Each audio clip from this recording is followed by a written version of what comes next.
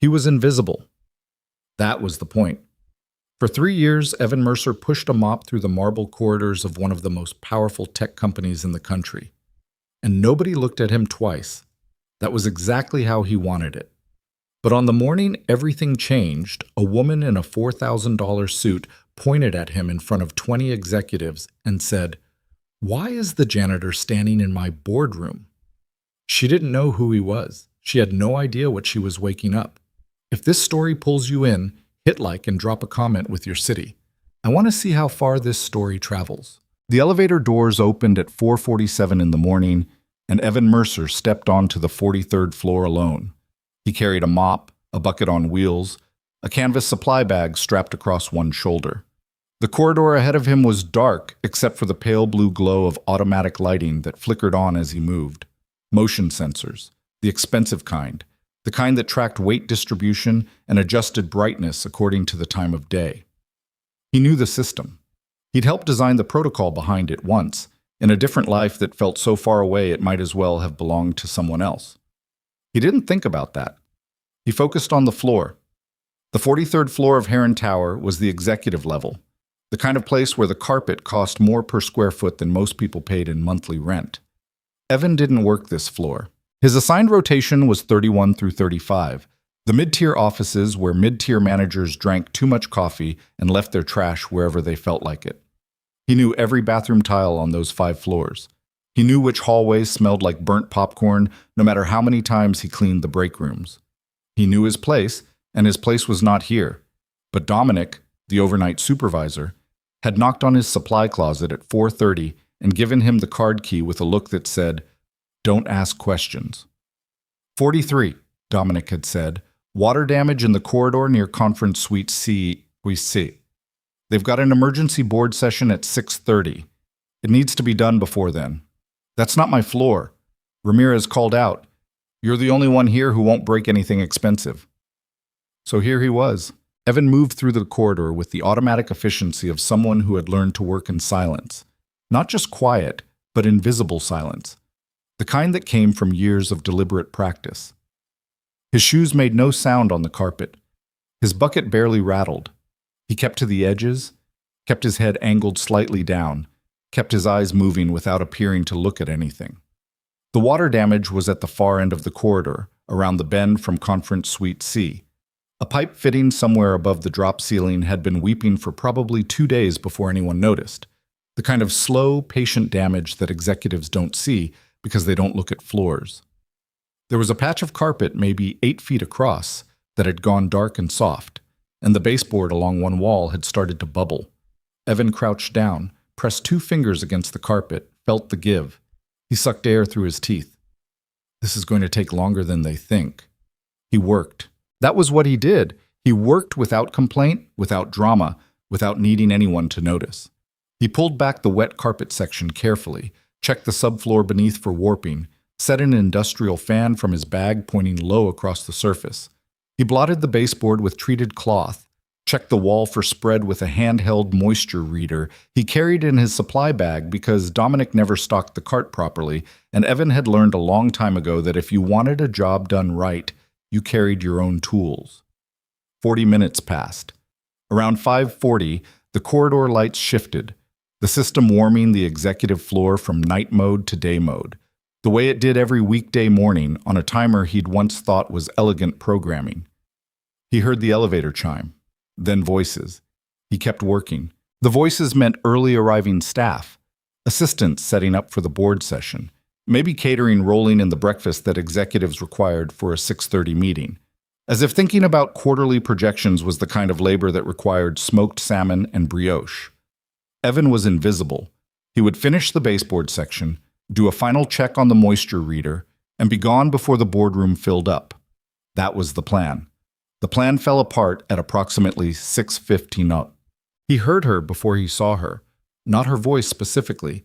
He heard a shift in the way the people around her moved, the way conversations dropped half a register and body language stiffened, the specific social adjustment that happens when someone with real authority enters a room. He'd observed that phenomenon in a lot of different environments over the years, in places far more dangerous than a corporate corridor, and he'd learned to pay attention to it. He was still crouched at the baseboard when the footsteps reached him. He heard them pause. "Why?" said a voice, precise, clipped, the kind of voice that had learned to weaponize calm. "Is there a janitor working in this corridor right now?" Evan didn't look up immediately. He finished the motion he was in the middle of, setting the moisture reader down flat, and then he stood slowly, turned around. Madison Rourke was exactly what her professional profile would have predicted if Evan had ever bothered to look one up. She was somewhere in her early 40s, tall in the specific way that came not from height alone, but from the habit of command, shoulders back, weight evenly distributed, the posture of someone who had spent enough years being the most important person in a room that her body had simply accepted it as baseline. Dark hair pulled back in a way that probably took 20 minutes to look effortless, a charcoal blazer over a silk blouse, small diamond studs in her ears. Understated, expensive, deliberate. She was flanked by two people, a younger woman with a tablet who had the exhausted, pre-caffeinated look of a personal assistant who had been awake since 4, and a man in his 50s with silver hair and the practiced, slightly dangerous pleasantness of someone who had been a senior vice president long enough to have mastered the art of smiling while meaning nothing. The silver-haired man, Evan didn't know his name, didn't need to, gave a quick look around and said, "I'll find out who authorized this." "My floor," Madison said, not to the man, not to anyone specific, just announcing a fact to the universe. 6:30 board session. This corridor should have been cleared hours ago. She looked at Evan directly. "Who's your supervisor?" Evan met her eyes. "Dominic Reyes. Overnight facilities." "Where is Dominic Reyes?" 31st floor, I'd assume." "Then why are you here and not on 31? "Water damage." Evan gestured at the section of carpet near the wall. "The subfloor under this section has been absorbing moisture for approximately 48 hours. If it doesn't get addressed before foot traffic starts this morning, you'll be looking at a mold remediation job in 6 weeks." Madison looked at the carpet, then back at him. There was something in her expression that wasn't quite contempt and wasn't quite dismissal.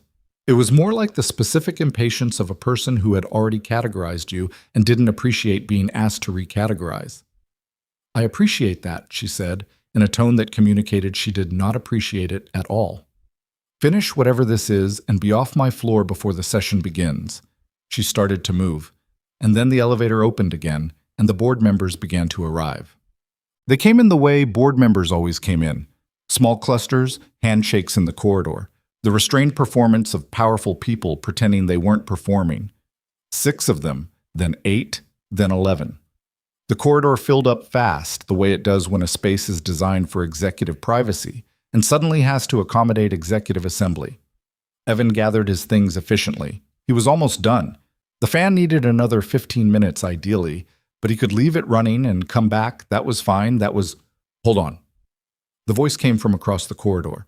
Male, calm, but with an edge of something that Evan didn't like. "Hold on. Hey." He turned. The man who had spoken was standing maybe 10 feet away, arms folded, staring at Evan's right forearm with an expression that was difficult to read. He was probably 60, heavy-set, with a broad face that carried the particular weathering of someone who had spent time in difficult places before they'd spent time in boardrooms. His eyes were sharp. His name, Evan would learn later, was Gerald Marsh, Executive Vice President of Infrastructure and Security, and one of the 3 remaining founding board members of Heron Technologies. Evan had not known Gerald Marsh would be in this building today. That was a problem. "Your arm," Gerald said. Evan had rolled his left sleeve up to the elbow while working. The tattoo was visible, had been visible for the past hour in an empty corridor where no one was looking. 3 inches of black ink, geometric, a specific layered symbol that meant nothing to most people and everything to a very small number. "Sir," said Evan quietly. "Don't sir me." Gerald's voice had dropped. He was walking toward Evan now, and the people nearest to them had noticed, had started to shift their attention. "Where did you get that?" It wasn't a question. "Tattoo parlor," Evan said. "Portland." Gerald Marsh stopped 2 feet away and looked at him, really looked at him, the way people sometimes do when they're trying to find someone underneath a face, trying to match what they're seeing to something they remember. His jaw moved slightly. "What's your name?" he said. "Evan Mercer." Something happened in Gerald Marsh's face. It moved. Not a lot. The man was too controlled for a lot. But something moved. His eyes dropped to the tattoo again and then came back up. "I need a moment," Gerald said, to no one in particular, and then he turned away and pulled out his phone. Evan picked up his supply bag. He had the fan, the moisture reader, the treated cloths. He needed to leave. He needed to leave right now, calmly, without looking like he was leaving quickly, and he needed to wait. Madison Rourke had watched the entire exchange from 10 feet away. She was looking at Evan now with a different expression than she'd worn before. Not warmer exactly, but sharpened, recalibrated. "What just happened?" "Nothing," Evan said. "I'm heading out." "Gerald." She turned to the older man. "What is that tattoo?" Gerald was still on his phone. He held up one finger, just a moment, and stepped away. Madison looked back at Evan. "Why does my EVP of security look like he's just seen a ghost?" she said, while staring at a janitor's arm. "I really don't know," Evan said. "I should get out of your way." "I don't think so." She said it quietly, but it landed like a door closing. The people around them had fully stopped pretending to have other conversations. All 11 board members were watching now. The assistant with the tablet had lowered the tablet. The room had gone the particular still that happens when everyone is waiting to find out what kind of scene this is going to be. Madison stepped forward.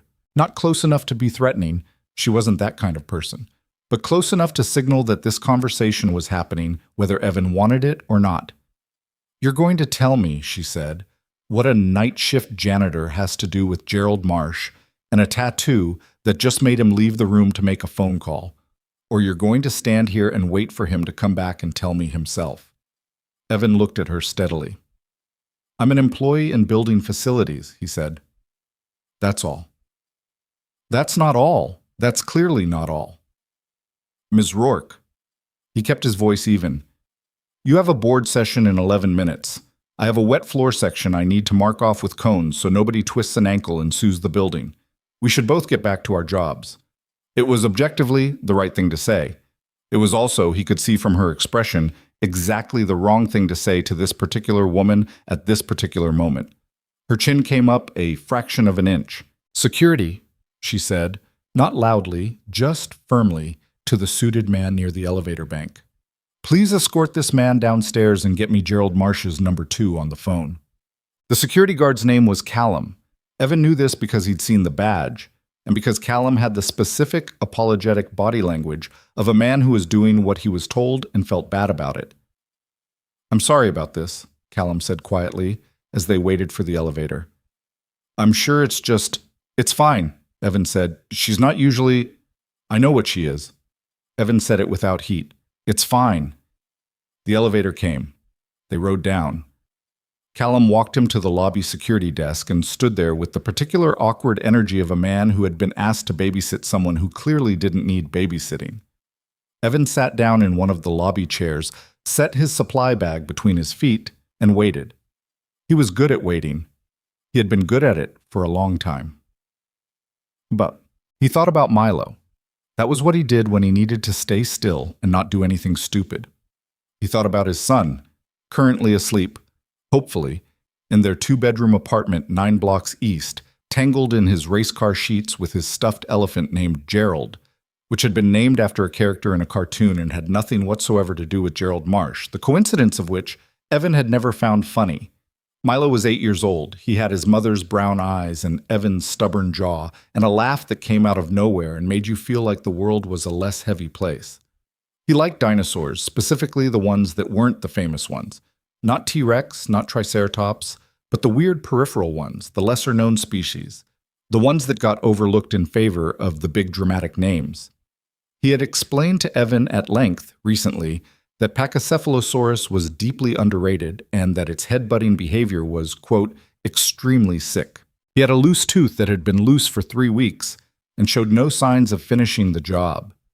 He made Evan's whole chest feel like it was being pressed on, the good kind of pressed, the kind that reminded you that you were a person and not just a function. Evan looked at his watch.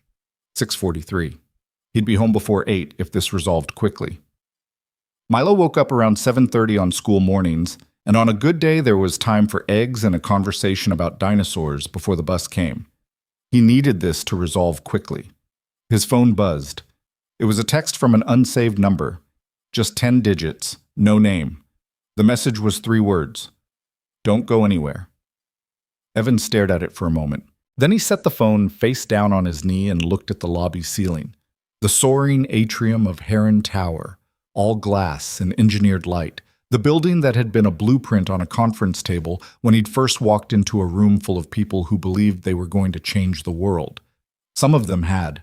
Some of them had done other things. He'd been 26 when he joined Heron Technologies. That was the thing about it.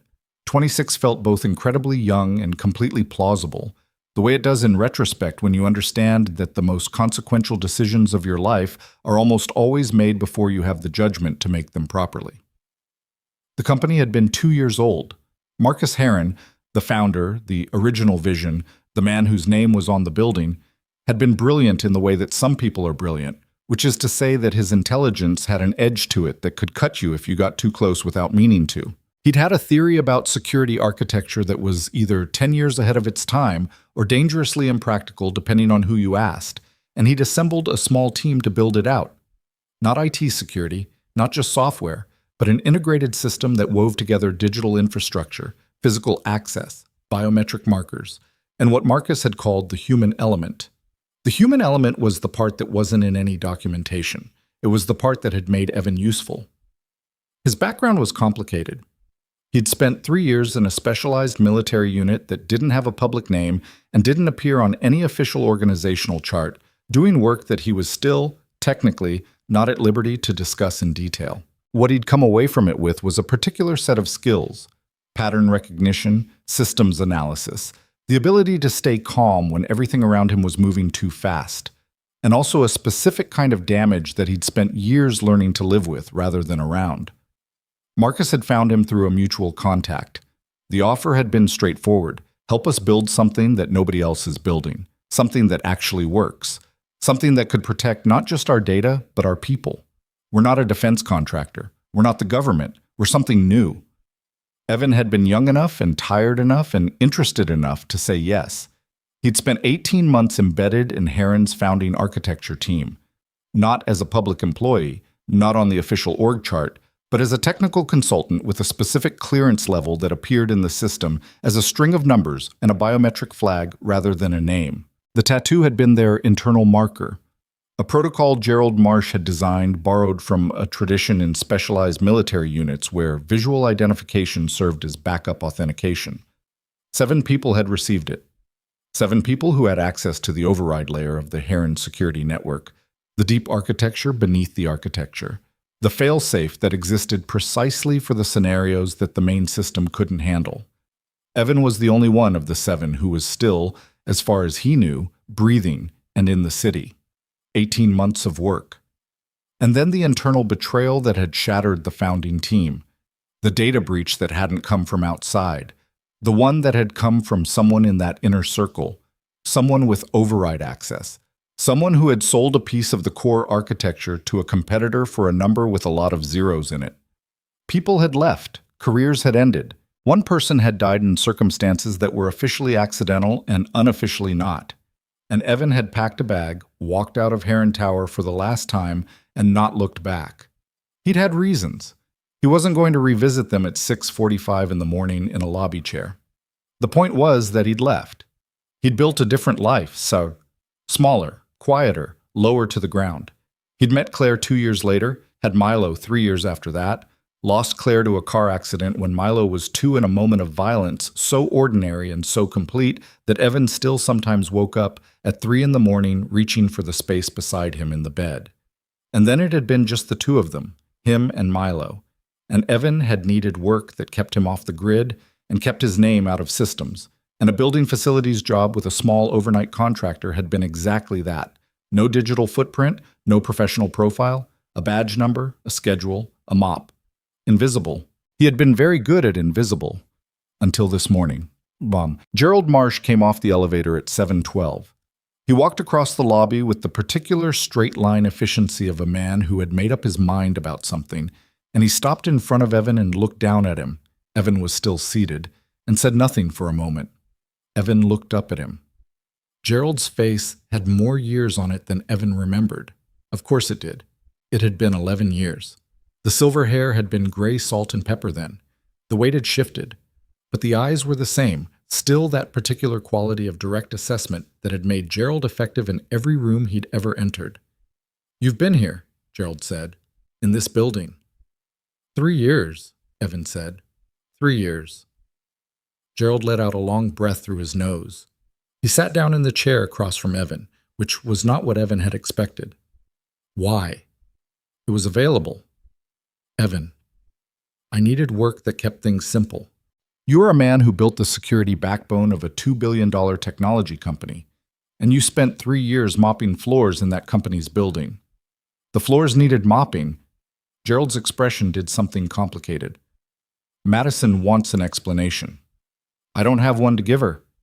She's going to want one anyway. Then she's going to be disappointed. Evan leaned forward, elbows on knees. Gerald, what I am, what I was, none of that needs to go into a boardroom conversation. I'll finish my shift. I'll go home. You can tell her whatever you want. It's not that simple. Why not? Gerald looked at him, paused, chose his words with the care of a man who had spent decades in rooms where careless words had consequences. Because, Gerald said, the reason I'm down here instead of in that session is that 3 hours ago our IT security team flagged something they can't identify, something that's been moving through the lower architecture of our system. Not the surface systems, not the client-facing infrastructure, the deep layer. He kept his voice flat and low.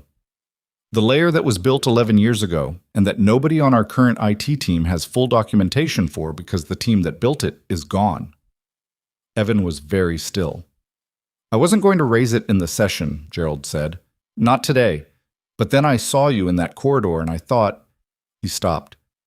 I thought, either this is a coincidence so extraordinary it defies reason, or something is happening that I need to understand. What kind of movement? Evan said. His voice had changed without him deciding to change it. Flatter, more precise. Old habits. Diagnostic sweeps, low bandwidth, systematic, like something testing boundaries from the inside. How long? First flag was 18 days ago. It's been escalating slowly. Evan looked at the floor. He did the math he didn't want to do. 18 days, systematic escalation, low bandwidth. That was a patient operation, the kind designed to be below threshold for automated alerts, the kind that required specific knowledge of the system's detection parameters, the kind of knowledge that only came from having built the system. How many of the original 7 do you still have contact with? Evan said. Gerald's face told him the answer before the words came. 2, Gerald said. Myself. And you. Evan breathed. The others? 1 dead, confirmed. 2 relocated, no current contact. 2. Gerald paused. 2 whose whereabouts I am not confident about, which meant 2 who could not be ruled out. Evan stood up. He picked up his supply bag. He stood there for a moment in the Heron Tower lobby, in his facility worker's uniform, with his mop cart nearby and his access badge clipped to his chest, and 11 years of deliberate invisibility behind him. And he thought about Milo asleep in race car sheets, and the loose tooth, and the eggs he was supposed to be home in time to cook. I need to make a phone call, Evan said, and then you and I are going to sit back down and you're going to tell me everything you know about those diagnostic sweeps. And then I'm going to tell you whether you have a problem or a catastrophe. Gerald Marsh nodded once, and Madison Rourke, Evan said, does not need to be part of this conversation. Gerald's expression told him that was not going to be possible. She's the CEO, Gerald said. I know what she is. She already sent a security clearance request down to facilities management. She's pulling your employment record right now. Evan closed his eyes briefly, opened them. My employment record, he said, is going to be very boring. That, said Gerald, is going to make her more suspicious, not less.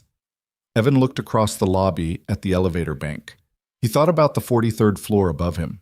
He thought about a room full of board members who had watched a CEO dismiss a janitor and were now, presumably watching that CEO dig into why her EVP of security had reacted to that janitor like he'd seen something impossible. He thought about the diagnostic sweeps. 18 days. Patient. Escalating. Someone testing the walls. "All right," Evan said. He sat back down. "Let's start at the beginning." Well, his phone buzzed again. He looked at the screen. Same unsaved number. Different message this time. Longer. 8 words. "They already know you're here. Be careful who you trust." Evan read it twice. His face didn't change. He turned the phone over, pressed the side button until the screen went dark, and set it face down on his knee. "Everything okay?" Gerald asked. "Fine," Evan said. He looked at the lobby ceiling again. The soaring glass, the engineered light, the building that had his fingerprints inside its walls in ways that nobody currently walking its floors would understand. He thought, whoever's running those sweeps is patient. He thought, patient means they're waiting for something. He thought, they've been here 18 days and they're still building up, which means the main event hasn't happened yet. He thought about Milo. "Tell me," Evan said, "about the first flag." Gerald Marsh leaned forward in his chair, and in the atrium of Heron Tower, with the morning light coming sharp through the eastern glass, with the board session going on above them, and a threat moving quiet through the deep architecture of a system that Evan had helped build 11 years ago and walked away from without looking back. The old world that he'd buried found its way back to the surface. And Evan Mercer, who had worked very hard at being no one, began, slowly and without drama, to become someone again. Gerald talked for 22 minutes without stopping, which was unusual for him. Evan remembered Gerald as a man who measured his words like a pharmacist measuring doses. Precise, deliberate, never more than necessary. The fact that he was talking this much meant he was more unsettled than he was letting on. The first diagnostic flag had appeared 18 days ago at 2:14 in the morning. A Wednesday, Gerald said, as if the day of the week mattered, as if he'd been turning it over long enough that the small details had calcified into fact. The flag was low level, the kind of thing that most security systems would have filed under routine anomaly and forgotten.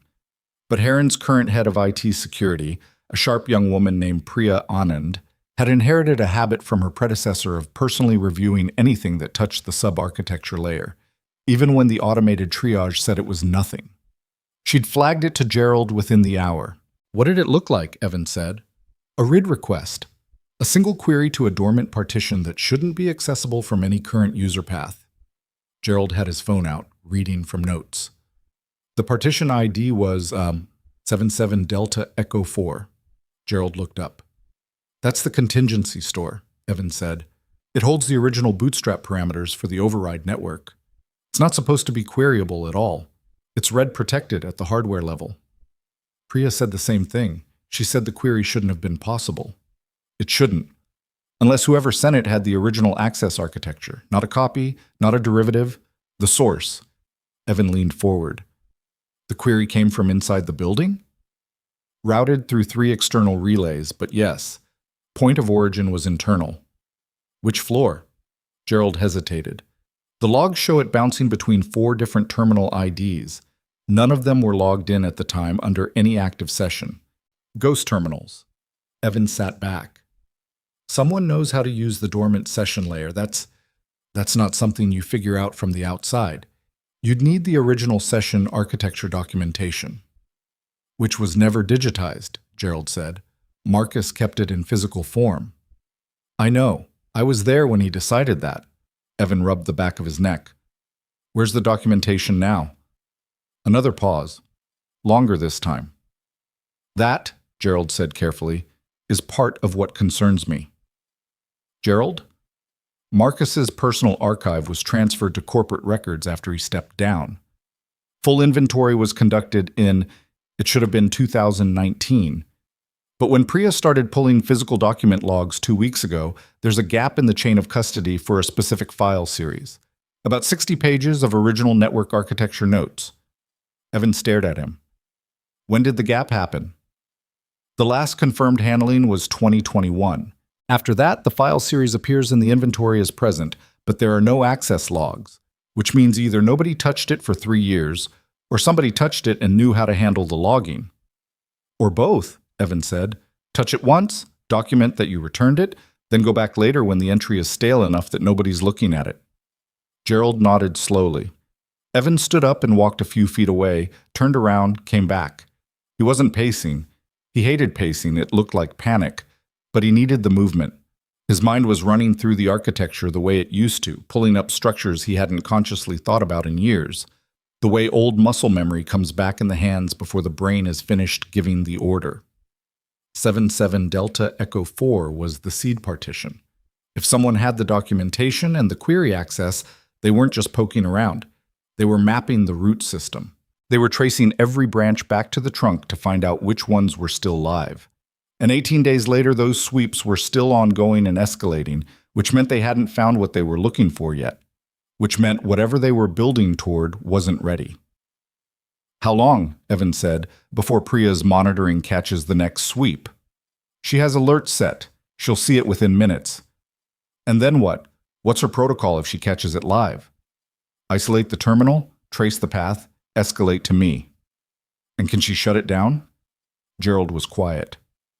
Gerald, can she shut it down if she catches it mid-sweep? She can shut down the surface connection, but if they're operating through the dormant session layer, they can re-enter through a different path in under 4 minutes. The dormant layer has 912 potential entry nodes. She'd need to close them faster than the system can cycle. Evan sat back down.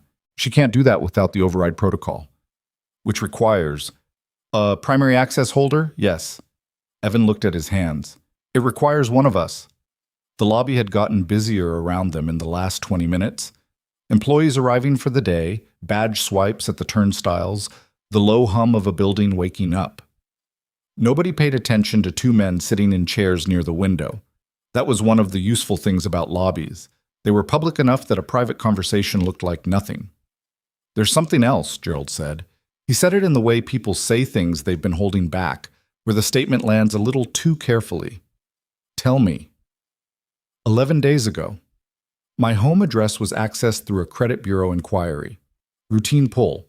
The kind that doesn't trigger an alert because it looks like a financial institution running a standard check. But I have a flag set on my personal file because I've been careful since... He stopped. Since what happened with the team. Someone was checking your home address 11 days ago. Yes. And you have no idea who. The inquiry was run through a shell that routes through a legitimate financial services company in Delaware. I've had a contact trying to trace it. So far, nothing clean. Evan looked at him directly. Have you been careful since you noticed? I vary my routes. I don't have a predictable schedule. That's not what I asked. Gerald met his eyes. For a moment, the practiced composure shifted, and underneath it was something more honest. A 60-year-old man who had spent years telling himself the past was settled and was now sitting in a lobby at 7:30 in the morning, being forced to admit it wasn't. I've been careful, Gerald said. But I don't know if careful is enough. Not if they have the documentation and they know what they're building toward. What are they building toward? Evan said. That's what I keep coming back to. The sweep, the documentation, your address. That's not a ransomware operation. That's not someone trying to steal customer data. That's something specific. The override network, Gerald said quietly. If someone can map it fully and then exploit the access architecture, they don't just get into Heron's systems. They get the keys to the original security framework that about 40 other companies built their own systems on top of over the past decade. Evan's voice was flat. Because Marcus licensed it. He sold derivative frameworks to, how many? 38 corporate clients, 11 government-adjacent contractors. So if someone has the full override map and knows how to use it, they don't just own Heron, they own everything downstream. Evan let that sit for a second. That's not a theft. That's infrastructure collapse. Gerald didn't say anything. From upstairs, 43 floors above them, through whatever the building was made of, the board session was presumably still going on. Madison Rourke was presumably standing in front of a room full of executives presenting quarterly strategy, and simultaneously, Evan knew, running a background inquiry on an overnight janitor whose employment record was going to come back clean and thin, and just slightly too clean and thin to be fully convincing to someone as sharp as she appeared to be. You need to bring Priya in on this, Evan said. Today. Not the full picture, not yet. But she needs to know the dormant session layer is live and that she should be monitoring continuously, not just on alerts. She's going to ask why I know that. Tell her you had a security review from an outside consultant. Tell her whatever you need to tell her, but she needs to be watching. Evan stood again, this time with finality. And I need to go home. Gerald blinked. You're leaving.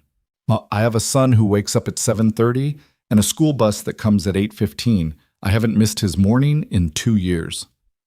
Evan, I'll be back tonight. Give me your direct number. Not the one on the company directory, the one you actually answer. Gerald looked at him for a long moment, and then something in him seemed to accept the reality of who he was dealing with. A man who had spent 11 years building a life that fit in a 2-bedroom apartment, and who was not going to dismantle the most important part of it because of an urgent conversation in a lobby chair. He recited a number. Evan committed it to memory without writing it down. Old habit. Tonight, Evan said, I'll come in through the service entrance on Mercer Street. Don't put me in any log. Gerald nodded. Evan picked up his supply bag. He looked once at the elevator bank, at the building rising above him, at the glass and the light. The text I got this morning, he said. Someone sent me 2 messages. Unknown number. First one said don't go anywhere. Second one said they already know you're here. Be careful who you trust. Gerald's face went very still. When? While we were talking. After you came down. Who has your number?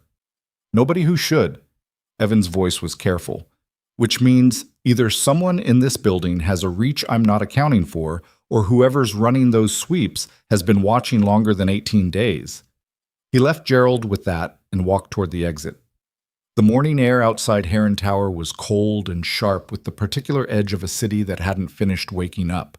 Evan walked the 9 blocks home with his supply bag over one shoulder, his hands in his pockets, his eyes moving without appearing to move, checking corners, checking reflections in windows, noting a sedan that had been parked on the same block for what looked like more than overnight. Maybe nothing. Probably nothing. He made himself believe that until he got to his building's front door. Milo was awake. Evan could hear him before he got the apartment door open. The particular sound of a child engaged in some private project, muttering to himself. The kind of absorbed focus that 8-year-olds have when adults aren't watching and they don't have to perform being normal. He opened the door and found Milo sitting on the kitchen floor surrounded by approximately 40 index cards, each one with a hand-drawn dinosaur and a list of facts written in the careful, slightly oversized handwriting of a kid who was still learning to keep letters the same height. You're late, Milo said without looking up. Busy night. You said you'd be home by 7. I know. I'm sorry. Evan dropped his bag by the door and crouched down next to the index cards. What's all this? Flashcards. For my presentation. Milo held one up. It had a drawing on it that was either a pachycephalosaurus or a very aggressive potato. Ms. Devlin said we have to do 3 minutes minimum, and I'm going to do 7. 7 minutes is a long time for a 3rd-grade presentation. Not if the subject is interesting enough. Milo said this with the absolute confidence of someone who had not yet encountered an audience that disagreed with him about what was interesting. He looked up at his father then, and the confidence shifted slightly. That quick, unconscious assessment that kids do with parents, checking something under the surface. You okay? I'm good. You have that face. What face? The one where you're thinking about something but you're trying to look like you're not. Milo went back to the flashcards. It's okay. You can think about stuff. I'm used to it. That landed somewhere in Evan's chest in the way that Milo's observations often did. Sideways, when he wasn't braced for it. He sat down on the kitchen floor next to his son, his back against the cabinet, and looked at the index cards spread out between them. Can I see the pachycephalosaurus one? Milo handed it over. Evan looked at the drawing and it was actually pretty good, the overall shape recognizable. The dome head oversized in the way that showed Milo had understood the point.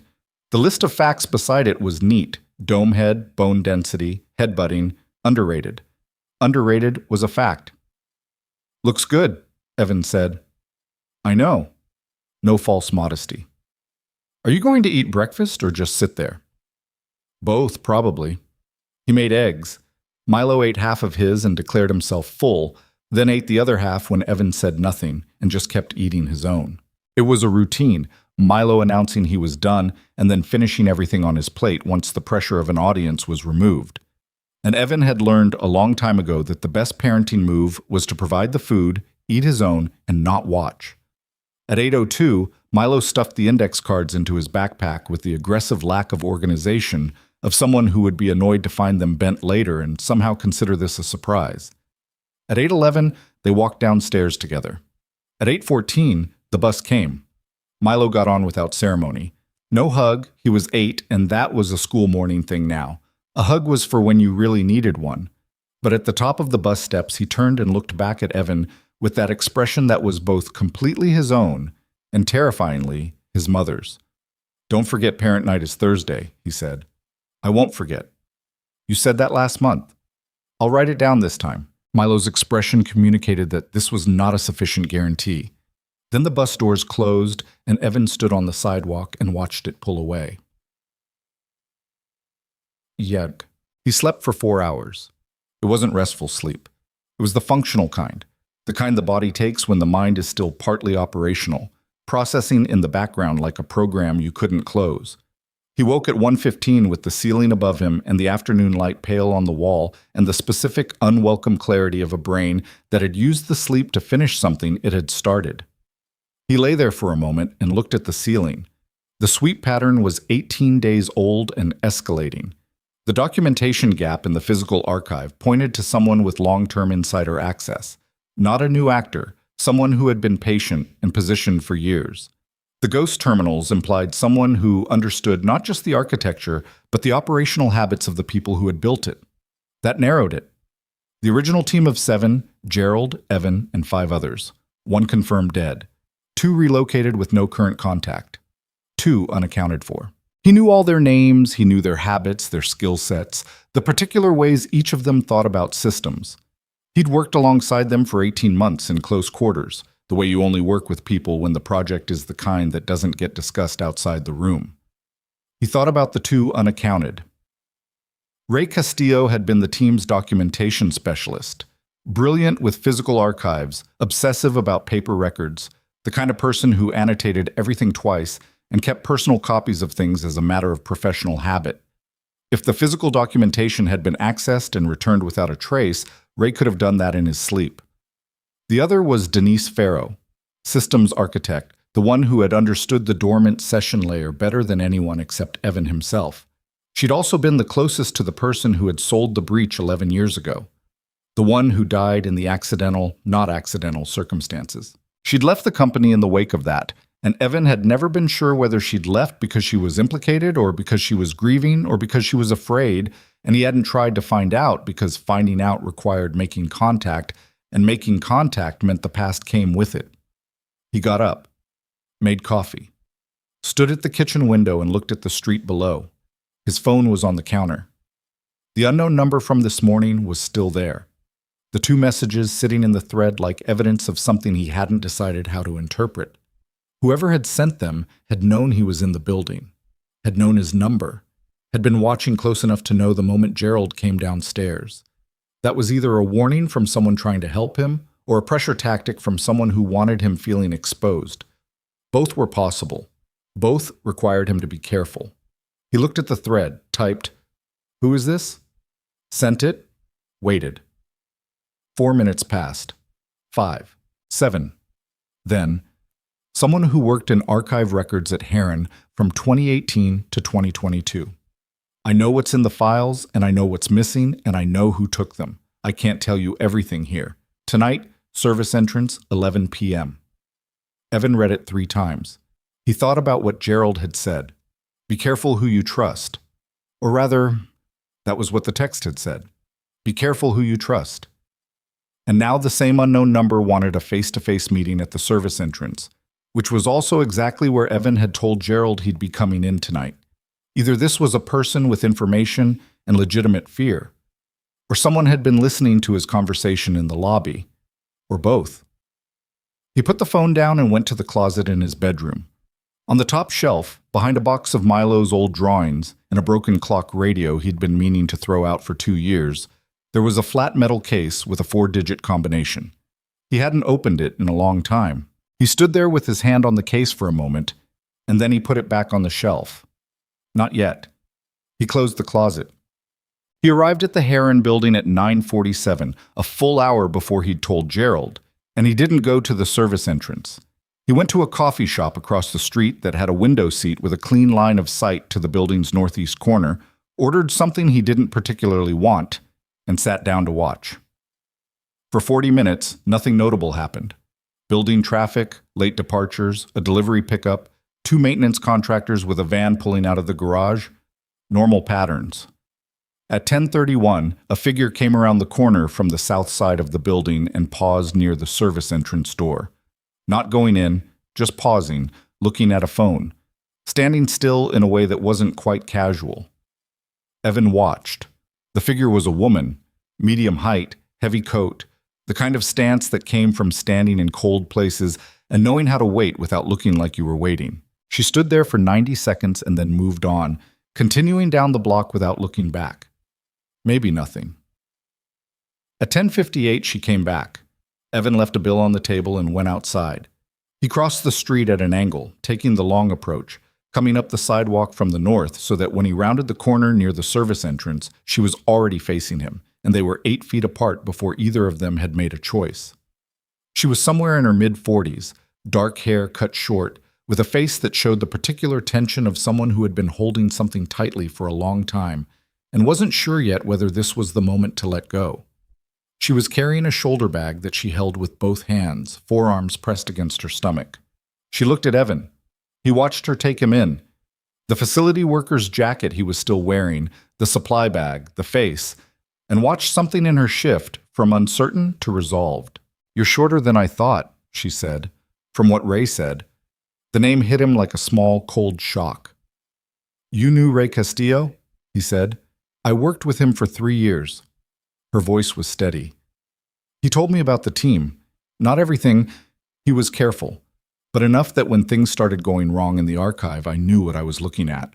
She paused. "I'm the one who noticed the documentation gap. Not Priya Anand, me. I flagged it to Priya because I didn't know who else was safe." She looked at him directly. "I've been trying to find you for 6 weeks. How did you find my number?" Ray left a contact protocol. An old one. I don't know if he thought anyone would ever use it, but it was there. Her hands tightened on the bag. There are things happening in that building that go beyond a file going missing. Someone has been inside the archive, the physical archive, and they didn't just take documentation. They left something. Evan went still. "What do you mean they left something?" She looked at him steadily. "I mean I found a device, tucked behind a filing cabinet in Archive Sublevel 2. Small, passive. The kind that doesn't broadcast actively. It only activates when a specific query reaches a specific system threshold." She swallowed. "I've been watching the sweep logs. I think whoever placed that device is waiting for the system to hit a specific state before they trigger it." "A threshold trigger," Evan said. His voice had gone flat and technical, which means they're not looking for data. They're looking for a moment. "Yes. And when the sweeps find what they're mapping and the threshold is reached, something activates." She looked at him. "I don't know what. I don't have the technical background to read the device's parameters. That's why I needed you." Evan looked at the service entrance door. He thought about the threshold trigger, the dormant session layer, the ghost terminals, the diagnostic sweeps running patient and slow for 18 days. He thought about Milo and parent night on Thursday. He looked back at the woman in front of him. "What's your name?" he said. "Cora," she said. "Cora Webb." "Cora." He looked at her bag. "The device? You have it with you." She opened the bag. Inside, wrapped in anti-static cloth, was something roughly the size and shape of a deck of cards. Matte black casing, no visible ports, a single small indicator light that was currently dark. Evan looked at it without touching it. He recognized the design. Not exactly. It had been modified, updated, but the architecture of it, the physical form factor, the way the casing was constructed. He'd seen the prototype drawings for something with these parameters 11 years ago on a whiteboard in a room that no longer existed. It had been designed by someone on the original team, someone who had known, even then, that a day might come when they wanted to use it. His jaw tightened once. Then he made himself breathe. "Close the bag," he said quietly, "and come inside. Don't say anything until we're somewhere I can sweep for listeners." Cora closed the bag. They went inside. The room Evan chose was a server-adjacent utility space on the 31st floor. His floor, the one he knew down to the smell of the cleaning products in the supply closet and the specific squeak of the third tile from the left near the stairwell door. It was not on any floor plan that appeared in the building directory, because it had been built as an access corridor during the original construction and then reclassified as maintenance storage when the layout changed. He knew about it because he'd cleaned it for 3 years and because he'd helped design the reason it existed. He swept it in 4 minutes with a passive signal detector he'd carried in his supply bag since the morning, a habit he'd started last week when the feeling of being watched had shifted from paranoia to something he trusted more than paranoia, which was pattern recognition. The room was clean. He closed the door and turned to Cora. She had held herself together well during the walk from the service entrance. 3 flights of stairs, a long corridor, one moment where a late working analyst had stepped out of an office and Evan had simply nodded at him the way maintenance workers nod at people they see every night, unremarkable, forgettable. And the analyst had looked through them both. But now, in the utility room with the door closed, Cora set her bag down and put her hands flat on the metal shelf beside her and breathed like someone reminding themselves that breathing was a thing they could control. "Take a minute," Evan said. "I'm fine." "You've been carrying this alone for how long?" She looked at the ceiling. 6 weeks since I found the device, and longer since I started noticing things were wrong." "Okay." He pulled a folding stool from the corner and set it in front of her. She didn't sit, but she stopped pressing her hands against the shelf. "Tell me about Ray." The name tightened something in her face. "He left the company in 2021. Archive contract ended. The archive team got downsized. A lot of the physical records work moved to an outsourced firm. Ray had been there since 2016. He knew everything in that basement." She paused. "Before he left, he came to me. Told me he'd noticed something wrong with a specific file series. Said someone had been in the originals, carefully. The kind of access that leaves no obvious trace unless you've been handling those particular files for years and you know what they feel like." A short, humorless breath. Ray was the kind of person who could tell a document had been read by the way the paper sat in the folder. "I know that sounds—" "It doesn't sound strange," Evan said. "I've met people like that." He gave me a contact protocol. Said if anything happened, if the file activity escalated, or if anything moved in the deeper system, I should follow the steps in the protocol and find the person at the end of it. She looked at him. "He didn't tell me it was you specifically. He said find the one with the mark, and then he described the tattoo." Evan absorbed that. Ray had known he was still in the city, or had at least known how to structure a path to him, which meant Ray had been watching too, in his careful, archival way, quietly tracking things from the outside. "Where is Ray now?" Evan said. The pause before her answer told him. "He died 8 months ago," Cora said. "Officially a heart attack. He was 51 and in decent health, and he died in his apartment on a Tuesday morning with no prior cardiac history." Evan said nothing. He looked at the wall. "I don't have proof," Cora said quickly. "I want to be clear about that. I don't have anything that says it was anything other than what the official record says. But the timing, 8 months ago, is also when the diagnostic sweep started pulling higher-level queries. Before that, the activity was very low. After Ray died, it accelerated. Like someone was cautious while he was alive," Evan said, "because they knew he'd notice." "Yes."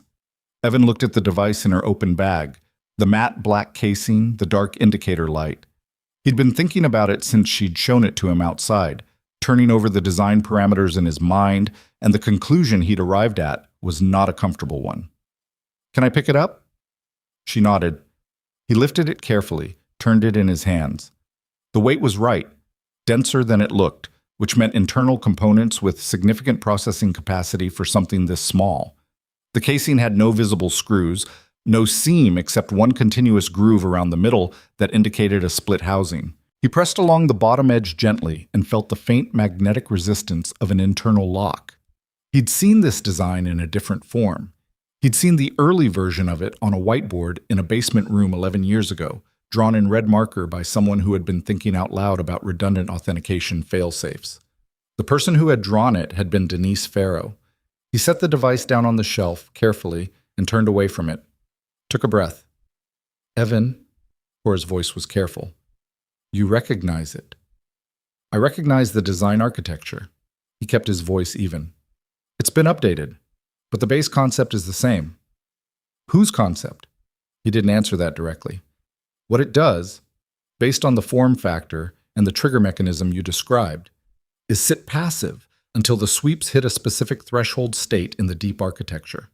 When that threshold is reached, it activates and broadcasts a single compressed data packet. He turned back around. To where, I can't tell you without opening it, and I'm not going to open it in this room.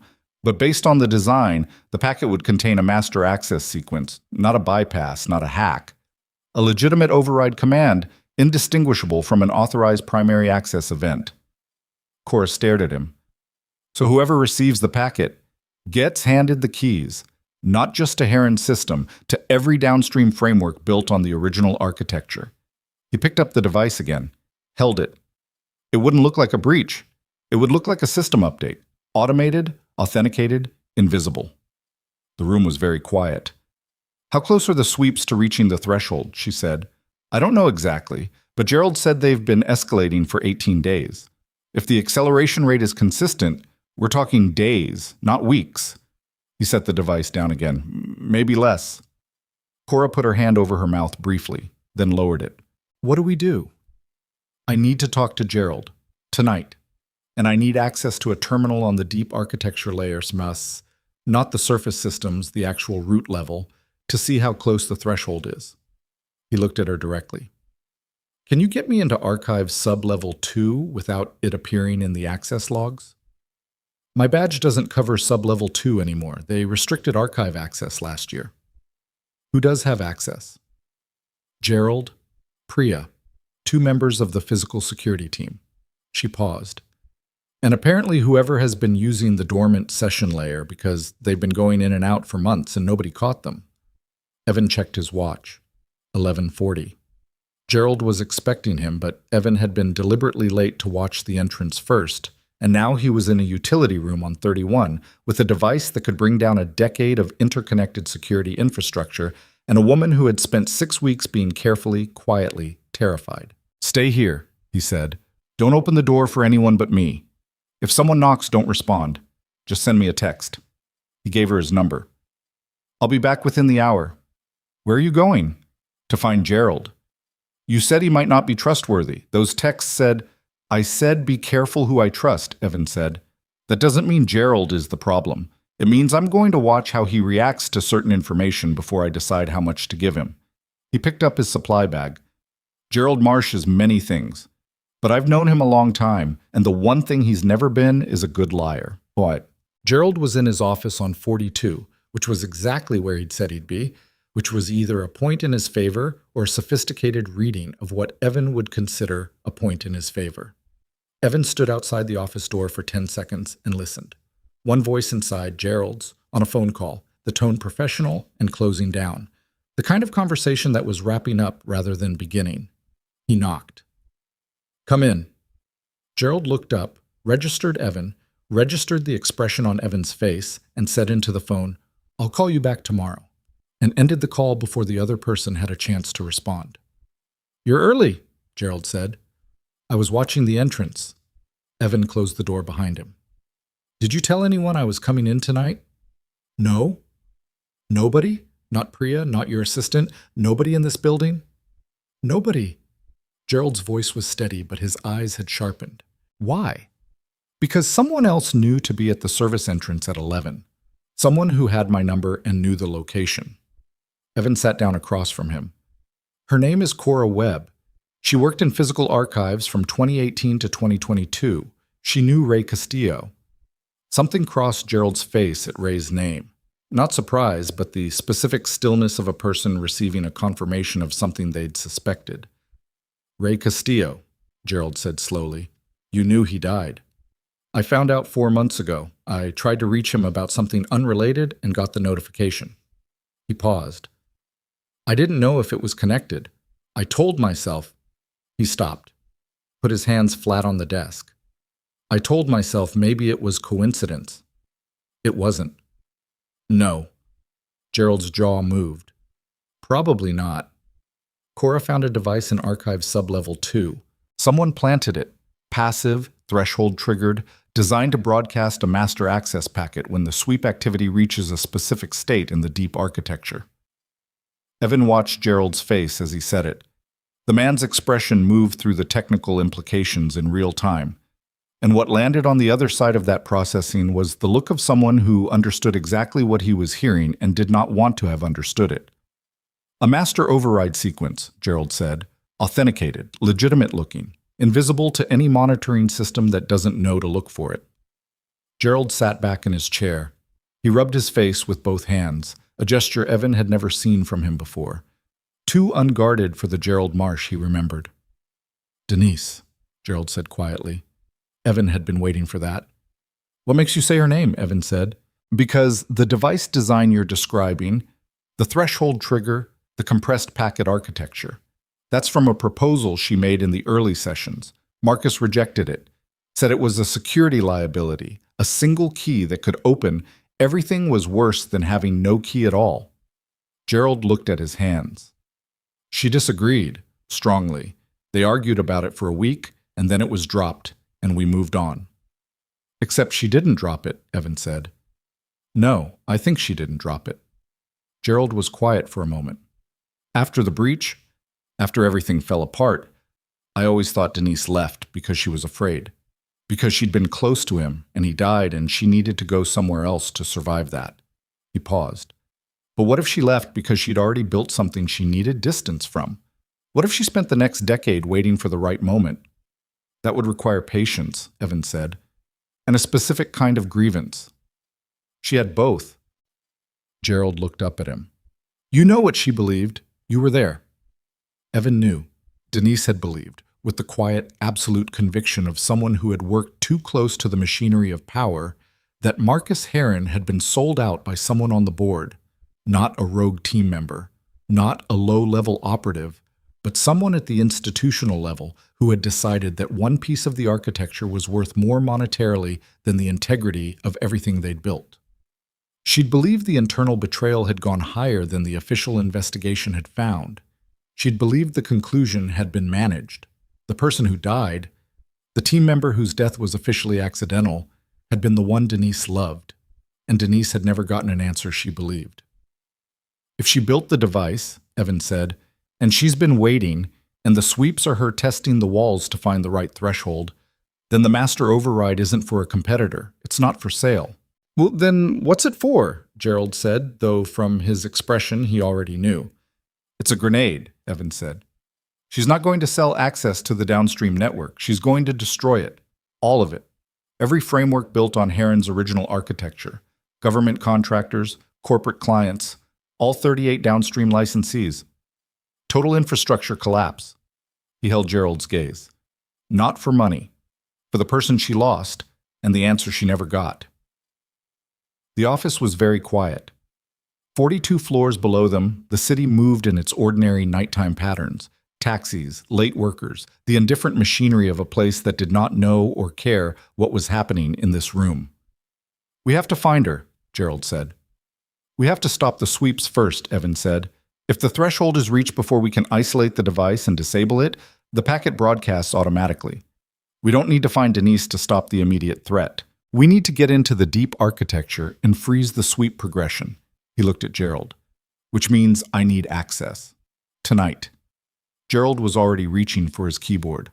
I'll set up a temporary credentialed session, not through the surface system. If Denise has the dormant session layer mapped, a credentialed session on the surface logs, my presence and she'll know the timeline has changed. Evan stood. I need direct terminal access to the root layer, which means sub-level 2, which means the physical archive room where Cora found the device. Gerald stood too. I'll come with you. No, I need you up here, watching the sweep logs with Priya. If anything spikes while I'm in the root layer, I need to know within seconds. Evan moved toward the door, then stopped. Gerald, one more thing. What? The investigation. 11 years ago. The official conclusion about the breach. Was it managed?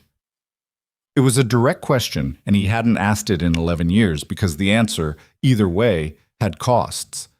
Gerald looked at him for a moment with the particular expression of a man who had been carrying something and was trying to decide if setting it down was the same as dropping it. There were findings that didn't make the final report, Gerald said. I wasn't the one who made that decision. I was not in the room. But you knew. I found out later, yes. Evan held his gaze. Who? Evan, who protected who in that room, Gerald? Gerald's expression closed down slightly, not dishonestly, but with the controlled, careful look of a man who is measuring consequences in real time. I'll tell you everything I know, he said. After this is over, I promise you that. It wasn't what Evan wanted. It was probably the honest answer of someone who understood that throwing a specific name into the room right now would detonate something that neither of them had time to manage tonight. After, Evan said. He left the office. Sub-level 2 of the Heron archive was 3 levels below the lobby, accessed by a service elevator that required a physical key in addition to a badge swipe, which was an old-fashioned security measure that had survived specifically because old-fashioned security measures were harder to compromise remotely. Gerald had given Evan his physical key without being asked. Evan found Cora exactly where he'd left her, in the utility room on 31. She hadn't sat down. She'd been standing for the better part of an hour, which told him something about her nervous system and the particular quality of her endurance. Gerald's up top with Priya, Evan told her. I need you to take me to sub-level 2. Show me the exact location where you found the device and show me the terminal you used to access the sweep logs. There's no terminal down there. I used a workstation on sub-level 1. There is a terminal. It's not labeled. It's behind the secondary shelving unit in the northeast corner of the main archive room. It'll look like a junction box. He saw her expression. I built the room. I know what's in it. She let him down. The service elevator moved slowly, the way old elevators do, and they rode it in silence with the device still in Cora's bag and Evan's mind running forward along the network architecture. The paths into the root layer, the branches he'd need to check, the way to freeze the sweep progression without triggering the device's threshold sensor prematurely. Sub-level 2 was cold and dry and smelled of old paper and the specific chemical flat of archival storage. The shelving units ran floor to ceiling in rows, dense with labeled boxes, organized with the meticulous precision of someone who had cared deeply about this work. Ray's work, Evan thought. The fingerprints of a dead man in the arrangement of cardboard boxes. He found the terminal where he'd known it would be, behind the northeast shelving unit, flush with the wall, with a blank panel face that required a specific physical manipulation to open. He pressed the lower left corner, then the upper right, then held both simultaneously for 3 seconds. The panel clicked open. Inside, a keyboard, a small screen, a biometric reader. Evan put his right thumb on the reader. Nothing happened. He waited. The reader's light was amber, processing, not rejecting. Then it went green. Cora exhaled next to him. It still recognizes you. The biometric layer doesn't expire, Evan said. One of the design decisions that seemed smart at the time. He started typing, his fingers finding the command structure with the ease of something that had lived in muscle memory for 11 years and never fully left. Stay back from the screen. Not because I don't trust you, because if anyone ever asks what you saw, I want you to be able to say you didn't see it. She moved back. He went in. The root layer of the Heron security architecture looked nothing like the surface systems. No interface, no visual design language, just raw command structure, text-based, the kind of environment that stripped everything down to pure function. He moved through it quickly, not reading, not analyzing, just navigating, going where he needed to go the way you navigate a house you grew up in, not by thinking about it, but by having been there so many times that the turns are already made before the decision to make them. He found the sweep trail in 4 minutes. It was worse than Gerald had described. The diagnostic sweeps hadn't been building toward the threshold. They were already at 73% of the trigger state. At the current rate of escalation, the threshold would be reached in approximately 19 hours, maybe less, if the sweep cadence accelerated overnight, which the pattern suggested it would. 19 hours. He typed fast. He could not kill the sweeps. Not from this terminal, not without a primary override command that would require both his biometric and Gerald's in sequence, and they hadn't set that up. But he could do something else. He could insert a false ceiling into the threshold metric, a reporting layer that would make the system report a lower sweep percentage to the device's sensor than the actual state. It was a delay tactic, not a solution. It would buy time. How much time depended on how carefully Denise had built her monitoring. If she was watching the sweep percentage directly from the root layer, she'd see through the false ceiling in hours. If she was watching through the device's passive sensor, she might not catch it for a day or two. He inserted the false ceiling and set it to report at 60% regardless of actual state. Then he closed the access paths he'd used carefully, the way you close doors behind you in a house where someone might be watching for the draft. He straightened up. His hands were steady, but his chest felt tight in a way that had nothing to do with the room's temperature. "What did you do?" Cora asked from behind him. "Bought time." He closed the terminal panel. "We have a day. Maybe 2 if we're lucky." He turned to face her. "And I need to tell you something you're not going to like." She looked at him steadily.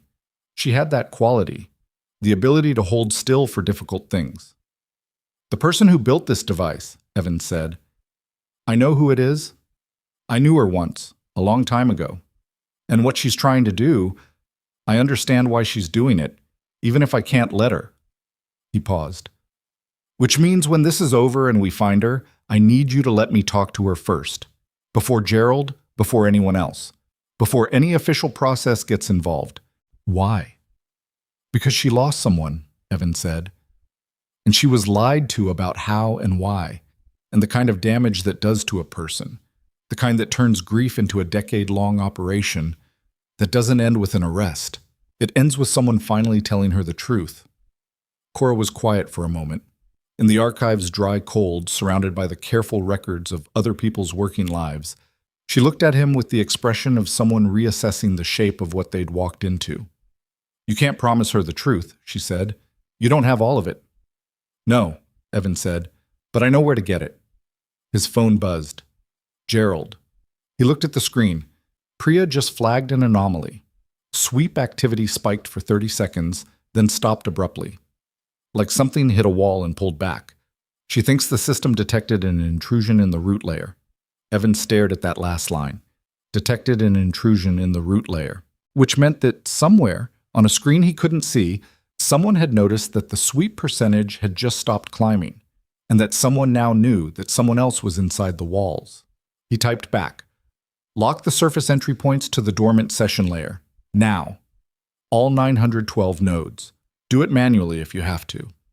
Then he pocketed the phone, picked up his bag, and looked at Cora. "We need to move," he said. "She knows we're here." They left the archive at a pace just below running. Behind them, in the dark of sub-level 2, the device sat in Cora's bag with its indicator light still dark, patient, waiting, counting toward a threshold that Evan had just made invisible. For now. They came up from sub-level 2 into a building that had changed in the 40 minutes they'd been underground. Evan felt it before he could name it. The specific atmospheric shift of a large space that has gone from routine nighttime operation to something else. The way air pressure changes before a storm that hasn't arrived yet.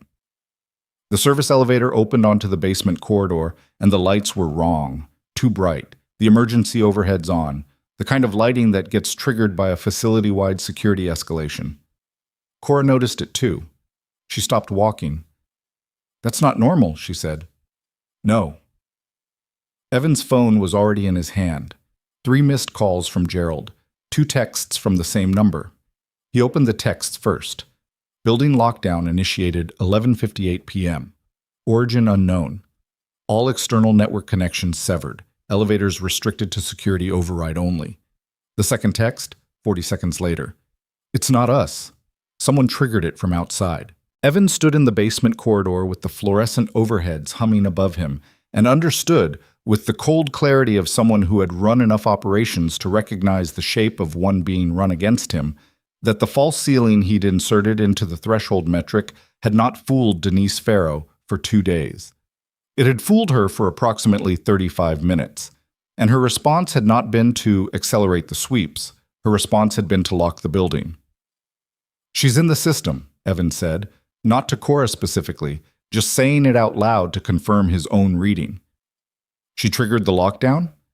She has access to the building's operational layer, not just the security architecture, the facilities systems, the HVAC, the elevators, the external network connections." He started walking fast toward the stairwell, which means she's been in deeper than I thought. This isn't just the dormant session layer. She's been mapping the whole building. Well, Cora kept pace beside him. If the external connections are severed, nobody calls out, nobody calls in. Whatever happens in this building in the next however long stays in this building. He pushed through the stairwell door and started up. She wants containment. She's trying to finish this before anyone on the outside knows there's anything to finish. The device, Cora's hand went to her bag, is still passive. The threshold is still reporting 60%, as far as the device's sensor knows. She locked the building because she knows someone was in the root layer, but she doesn't know I inserted a false ceiling yet. If she did, she'd have triggered the broadcast already. He took the stairs 2 at a time, talking and moving. Right now she's trying to find out what I did, which buys us a window. How long? Not long. They came out on the lobby level. 2 building security guards were at the main entrance, radios out, looking at a tablet with the expression of people who had been told there was a system-wide lockdown and had not been told why. Callum, the same guard from this morning, pulling what must have been a double shift, was on the phone, frowning, saying something about override codes not responding. Evan walked past them. They looked at him. The facility worker with the supply bag, the woman in the coat, and registered him as staff and turned back to their tablet. He was invisible again, in the useful way. He took the fire stairs to 42 Chet. Gerald's office looked like the inside of a situation that had escalated faster than anyone had planned for. Priya Anand was there. Evan's first time seeing her in person. A woman in her mid-30s with sharp eyes and the specific exhausted alertness of someone who had been pulled out of a deep focus work state into a crisis and hadn't fully made the transition. She had a laptop open and was typing with the aggressive efficiency of someone in a fight with a system that wasn't cooperating. She looked up when Evan came through the door and then looked at Gerald. "This is him?" she said. "Evan Mercer," Gerald said. "He has primary access to the deep architecture." Priya looked at Evan with an expression that was somewhere between professional assessment and the barely contained frustration of someone who had been working a problem for 18 days and had just found out the most important piece of context, had been mopping floors 1 flight below her for 3 years. She didn't say any of that. She said, "The false ceiling you put in the threshold metric? She found it." "When?" 4 minutes ago. The sweep percentage jumped from 60 to 81 in under 90 seconds. She burned through the false ceiling the moment she understood what it was. Priya turned the laptop to face him. "We're at 81% of trigger threshold and climbing. At current acceleration rate, we hit 100 in..." She checked the screen. 17 minutes. 17 minutes. Evan set his bag down and pulled the stool from the corner of the office and sat in front of Priya's laptop. He looked at the numbers. She was right. 81 and climbing, the acceleration curve steep now, impatient, the patience of a decade finally running out. "I need a direct command terminal," he said. "Not through the surface system. I need the deep architecture interface, and I need it in the next 2 minutes." "There's no terminal like that on this floor," Priya said. "There is. There's one in every server-adjacent room on every 5th floor.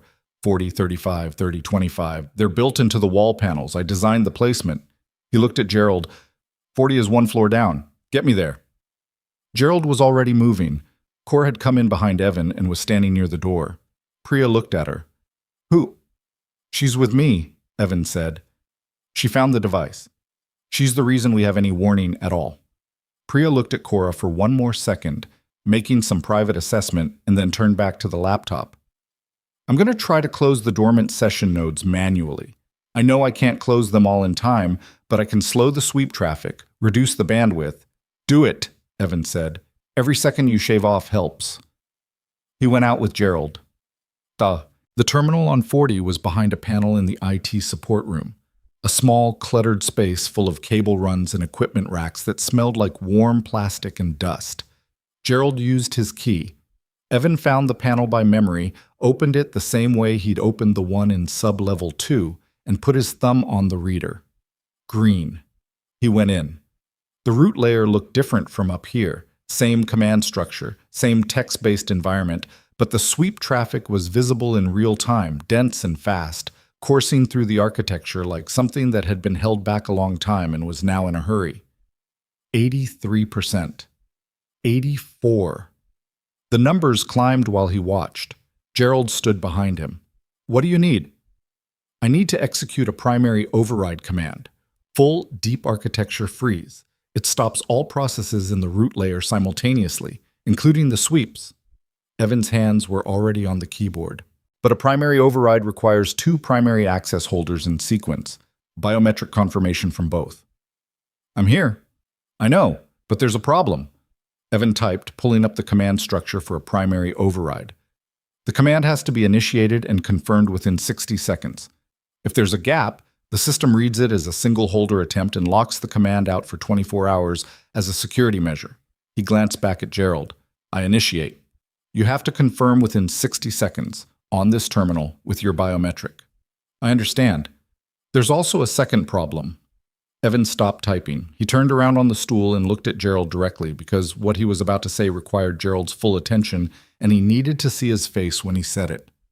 A primary override command is logged, permanently, in the core record. It will show my biometric identity as the initiating holder. He paused. My name, my access history, the fact that I've been in this building, in this system, all of it becomes a permanent record that can be subpoenaed, audited, reviewed. Gerald held his gaze. I know. My life, the one I built, the one where I'm nobody. I know, Evan. Evan looked at him for one more second. Then he turned back to the terminal. Okay, he said. Get ready. He typed the initiation sequence from memory, 11 years of dormancy making no difference whatsoever, the commands as familiar as his own name. His thumb went to the reader, green. The system accepted his identity and displayed the confirmation prompt. Primary override command initiated. Awaiting secondary confirmation. 60 seconds. Now, Evan said. Gerald stepped forward, pressed his thumb to the reader. Nothing happened. Gerald frowned, pressed again. The reader's light stayed amber. It's not reading me, Gerald said, and there was a new quality in his voice. Not panic, but the very specific sound of a controlled person losing their grip on something they thought they had. Press and hold, Evan said. 3 seconds. Gerald held. Amber. Amber. Then, green. Secondary confirmation accepted. The screen changed. And then, before the command could execute, the entire terminal went dark. Not just the terminal. The lights in the room, the hum of the equipment racks, the distant sound of the building's ventilation. Everything. A complete power interruption, floor-wide, sudden and total, lasting exactly 4 seconds before the emergency generators kicked in and the lights came back red, the backup power coloring everything the color of stopped blood. In those 4 seconds, the terminal had rebooted, and the primary override command had been wiped. Evan sat very still in the red light. She killed the power, Gerald said. Isolated floor kill. Targeted. Evan's voice was flat. She's watching the terminal access. She knew what we were doing. Can we restart the command sequence? Evan looked at the screen. The system was coming back up, rebooting through its startup checks. When it finished, the primary override option would be available again. But the sweep percentage was still climbing. 87 now, the numbers resuming their climb the moment the system restored.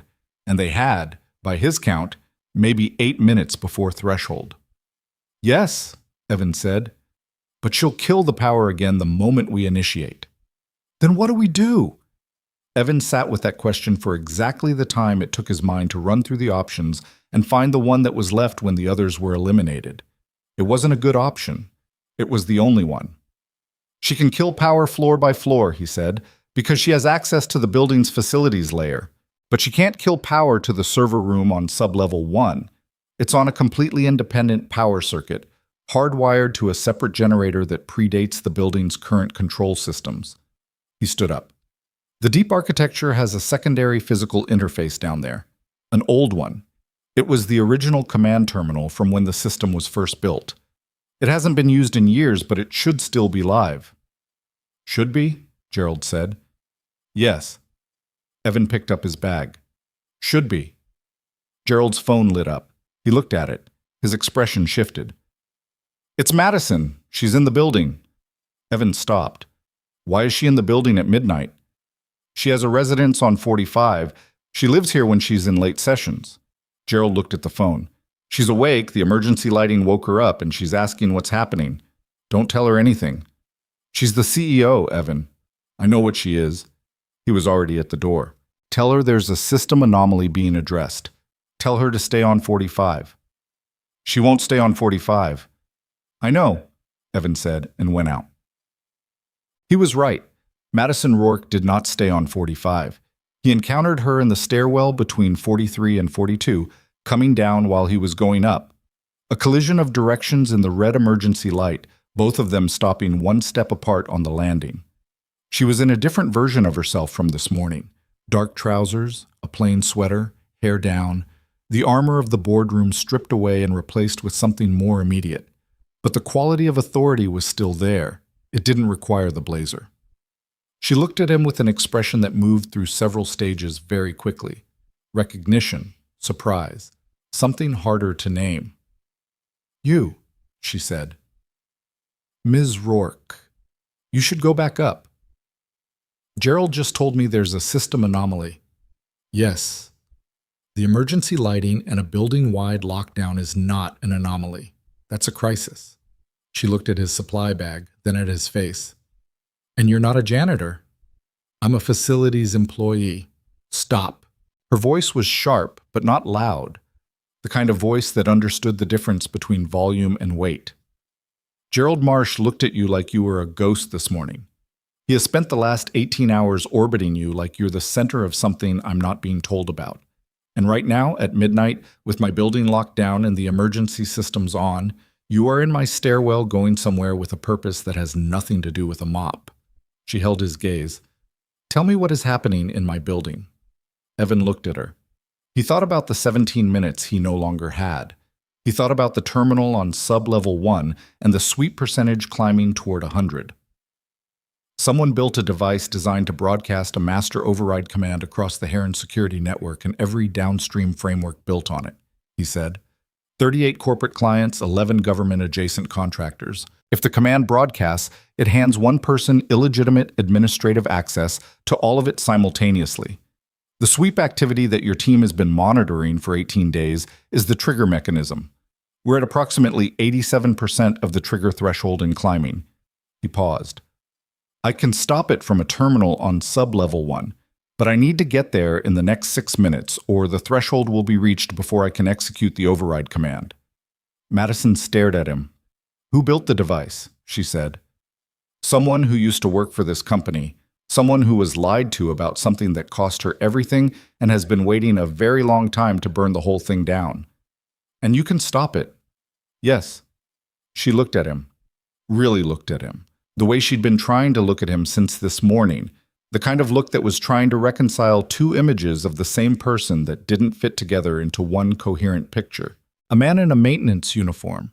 A man who knew the deep architecture of her company better than anyone currently on her payroll. What do you need from me? She said. Nothing. Stay out of the way and let me work. She didn't move. I'm coming with you. That's not... This is my company, my building, my responsibility. The voice was controlled, but underneath it was something that wasn't controlled at all, the specific intensity of someone who understood that the thing they'd spent their adult life building was about to be destroyed and was choosing not to accept that passively. I won't get in your way, but I'm not going to stand in a stairwell while someone decides the fate of everything I'm responsible for. Evan looked at her for one long second. Then keep up, he said, and don't speak unless I ask you something. He went down the stairs fast. She kept up. Sublevel 1 was warmer than 2, closer to the main server infrastructure, the heat of 1,000 running processes bleeding through the walls. The corridor was narrow, lined with cable management systems, the kind of space that was never meant to be walked through by anyone in a $40 sweater. Evan found the old terminal in the southeast corner, behind a rack of decommissioned hardware that hadn't been moved in years. He pulled the rack aside. It was on casters, heavy but movable, and it moved with the grinding protest of wheels that hadn't turned since the previous administration. Behind it, a wall panel, older than the ones above, with a physical keypad instead of a biometric reader. He typed the code from memory. The panel opened.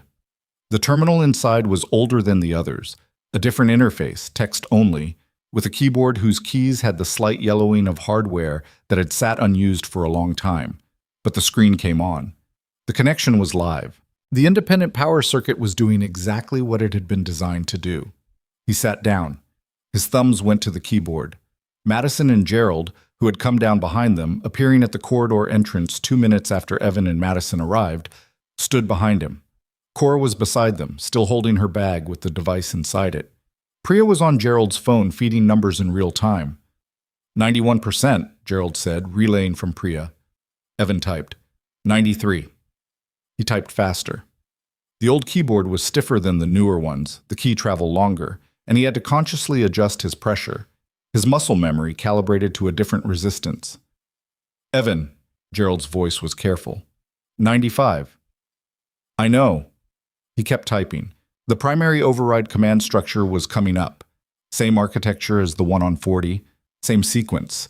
But here the biometric reader was a different model, a pressure pad rather than a print reader. He pressed his thumb flat. Held, green, primary override command initiated, awaiting secondary confirmation, 60 seconds. Gerald, Evan said. Gerald stepped forward, pressed his thumb to the pad. 1 second, 2. Green, secondary confirmation accepted. Execute Y/N97, Gerald said, his own voice now. Evan hit Y. The system processed for 3 seconds that felt much longer than 3 seconds in the way that time behaves when something consequential is happening and there's nothing left to do but wait for it to finish. Then the screen returned a single line. Primary override executed. All deep architecture processes suspended. Root layer frozen. From somewhere above them, deep in the building's infrastructure, in the server rooms, in the cable runs, in the dormant session layer that Denise Farrow had spent months moving through like a ghost, everything stopped. The sweep percentage stopped climbing. The device in Cora's bag stayed dark. The building's lockdown remained in place. That was a separate system, facilities rather than security architecture, and it would need to be addressed separately. But the immediate threat, the threshold trigger, the decade-long operation of a grieving person's methodical revenge, had been frozen mid-motion. Evan sat back from the keyboard. His hands were resting on his knees and he was looking at the screen, the old terminal, the yellowed keys, the independent circuit humming quietly beneath them. Behind him, nobody said anything for a moment.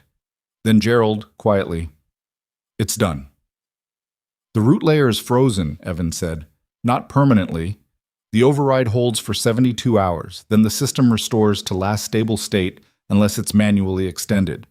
You'll need Priya to document the sweep architecture and build a proper isolation protocol before the freeze expires." He paused. "And the device needs to be physically destroyed. Not deactivated. Destroyed. The hardware." "I'll handle that," Cora said. Evan stood up.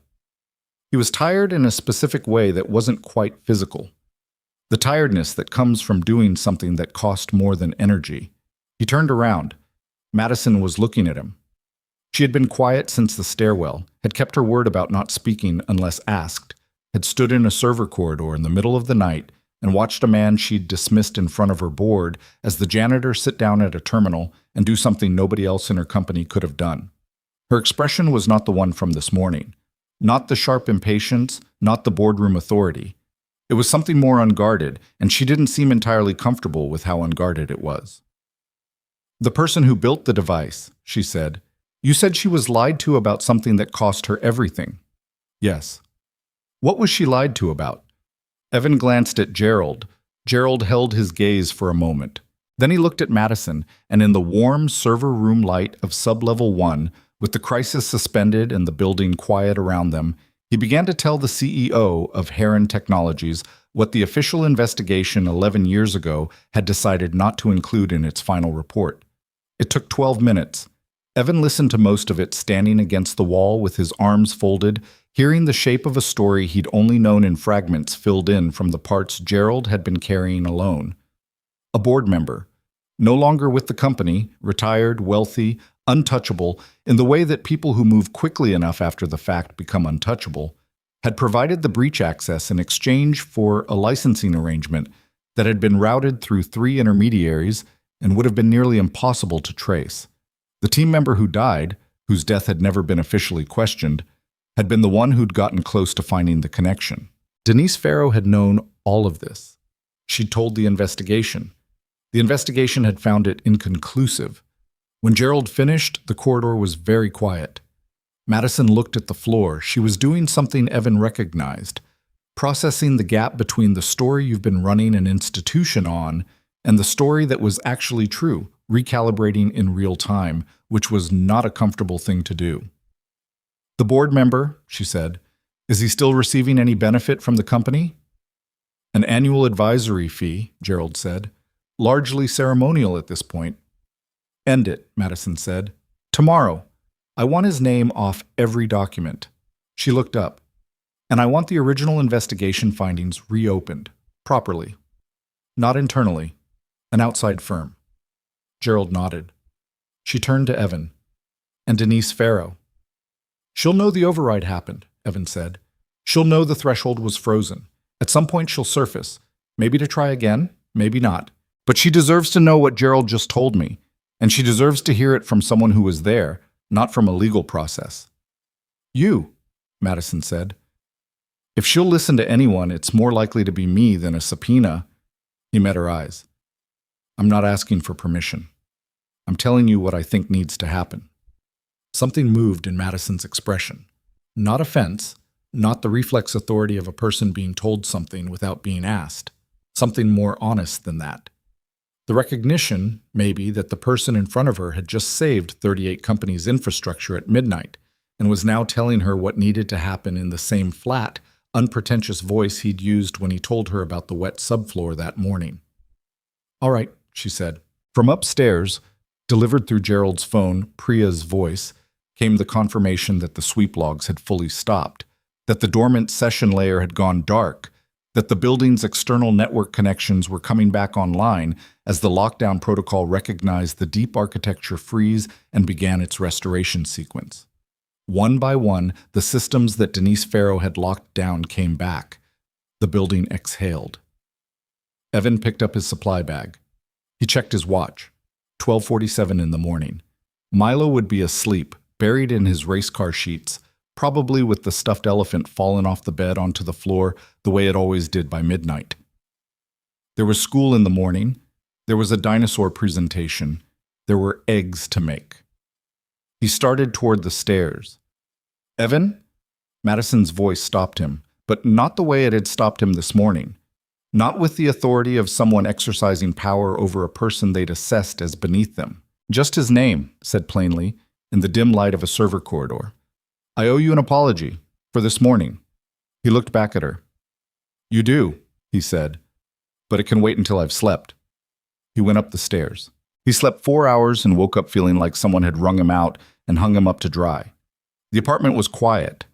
The early light came gray and flat through the kitchen window, the kind of morning that hadn't decided yet what it wanted to be. Evan lay on his back and looked at the ceiling and let himself be still for a moment. Not thinking, not running architecture in his head, just existing in a bedroom that smelled like laundry detergent and the faint lingering ghost of the eggs he'd made yesterday morning, which felt like it had happened in a different calendar year. Then he heard the small, specific sound of Milo moving in the next room. The creak of the bed, the thump of feet hitting the floor with more confidence than coordination, and the stillness ended, and he got up. Milo appeared in the kitchen doorway still in his pajamas, hair flattened on one side, eyes at half-mast. He looked at his father with the particular assessment of a child who has learned to read the adult in their life like a barometer. "You look bad," Milo said. "Good morning to you, too." "Did you sleep?" "Some." Evan opened the refrigerator. "Eggs?" "Yeah." Milo climbed onto the counter stool, folded his arms on the counter, and put his chin on his arms. He watched Evan move around the kitchen with the patient observation of someone who had nowhere else to be. "Something happened last night. I had a long shift." "That's not what I mean." Evan cracked 2 eggs into the pan. The hiss of butter. The specific comfortable sound of a small kitchen doing what small kitchens do. He looked over his shoulder at his son, the 8-year-old with the brown eyes and the stubborn jaw and the loose tooth that was still taking its time, and felt the familiar pressure in his chest that had no name he'd ever settled on. "Something did happen," Evan said. "I'll tell you about it when I know how to explain it." Milo considered that. Is it the kind of thing that changes stuff, or the kind that just happens and then it's over? It was, Evan thought, an extraordinarily perceptive question for someone who still argued that Pachycephalosaurus was underrated. "I don't know yet," he said honestly. "Probably the first kind." Milo nodded slowly, as if this confirmed something he'd already suspected. "Okay." He picked up a fork. "Are you still going to be here for parent night Thursday?" "I'm going to be there Thursday." "You said that last." "I wrote it down," Evan said, "on actual paper, with a pen. It's on the refrigerator." Milo looked at the refrigerator. There was, in fact, a sticky note on it that said, "Thursday, parent night. Do not forget," in Evan's handwriting, with a second line beneath it that said, "You said you'd write it down, so you wrote it down." Milo read it, turned back to his eggs, and the ghost of a smile moved across his face. "Okay," he said again. They ate. Milo talked about the presentation. 7 minutes, he had confirmed the timing. Ms. Devlin had said the maximum was 5 minutes, and he planned to respectfully exceed that because the material warranted it. Evan listened and ate his eggs and let the ordinary morning be what it was. When the bus came at 8:14, Milo went out without ceremony. At the top of the bus steps, he turned, same as yesterday. "Don't do anything weird today," he said. Evan almost laughed. "I'll try." The bus pulled away. Evan stood on the sidewalk for a moment in the gray morning air and then went back inside, showered, put on clothes that weren't a facility worker's uniform, and made a phone call he'd been putting off since he came home. Denise Farrow answered on the 4th ring. He'd gotten her number from a path that Ray had built into the contact protocol, a forwarding chain that routed through 2 intermediary numbers before reaching a live line, the kind of structure that a careful person builds when they want to be findable by exactly one category of person and invisible to everyone else. It had taken him 40 minutes to navigate it after Milo's bus left, and when the line connected and he heard her voice, older, quieter, but with the same particular quality of contained precision that he'd remembered, he felt something shift in his chest. Not sentimentality, something more like the weight of time making itself physical. "I wondered when you'd call," she said. Not surprised. Not afraid. "You knew I was in the building?" "I knew someone with primary access had gone into the root layer. I suspected it was you. There are only 2 of us left." A pause. "Gerald's biometric has been trying to solve problems in the surface system for months. It reads like someone who understands the architecture but not the deep layer. Yours read like someone who built the room." "Denise?" "You froze the threshold," she said. "I know. I watched it happen. I had to." "I know that too." Her voice was even, dry, without the heat he might have expected. She didn't sound like someone who had just had a decade-long operation dismantled. She sounded like someone who was very tired and was being honest about it. "I'm not angry at you, Evan. I want to be clear about that. What I built wasn't pointed at you." "I know what it was pointed at?" "Then you understand why." "I do understand why." He sat down at the kitchen table. "That's actually what I want to talk about." There was a silence, long enough to be meaningful. "Gerald told you," she said, "last night. What the investigation buried. Who provided the breach access and why? He kept his voice level. What happened to Daniel? Daniel Cho, the seventh member of the original team, the one whose death had been filed as accidental and closed. The one Denise had loved in the specific private way that people love when they work too closely together in high-stakes conditions. When the intensity of the work creates bonds that ordinary circumstances wouldn't, and the ordinary world doesn't quite have language for. His name in the conversation landed heavily. Evan heard it in the quality of the silence on the other end. "Gerald told you," she said again, quieter. "Yes." "Did he tell you he knew at the time?" "Not after, during. He found the connection to the board member before the investigation closed, and he—" Her voice changed, the controlled quality fraying at one edge. "He made a calculation. He decided that exposing it would destroy the company, would cost hundreds of jobs, would implicate people beyond the one person who deserved it. He decided the cost of the truth was too high." "I know," Evan said. "And that's the part I couldn't—" She stopped, started again. Daniel died because someone wanted him quiet. Someone who had been protected by a calculation that Gerald Marsh made in a conference room.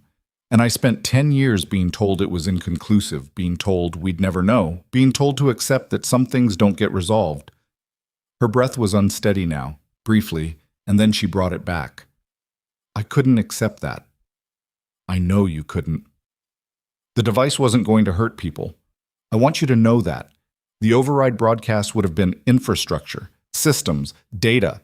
I wasn't trying to hurt anyone. 38 companies' operational security collapse simultaneously would have had consequences beyond systems and data," Evan said carefully, not as a judgment. "You know that." A long pause.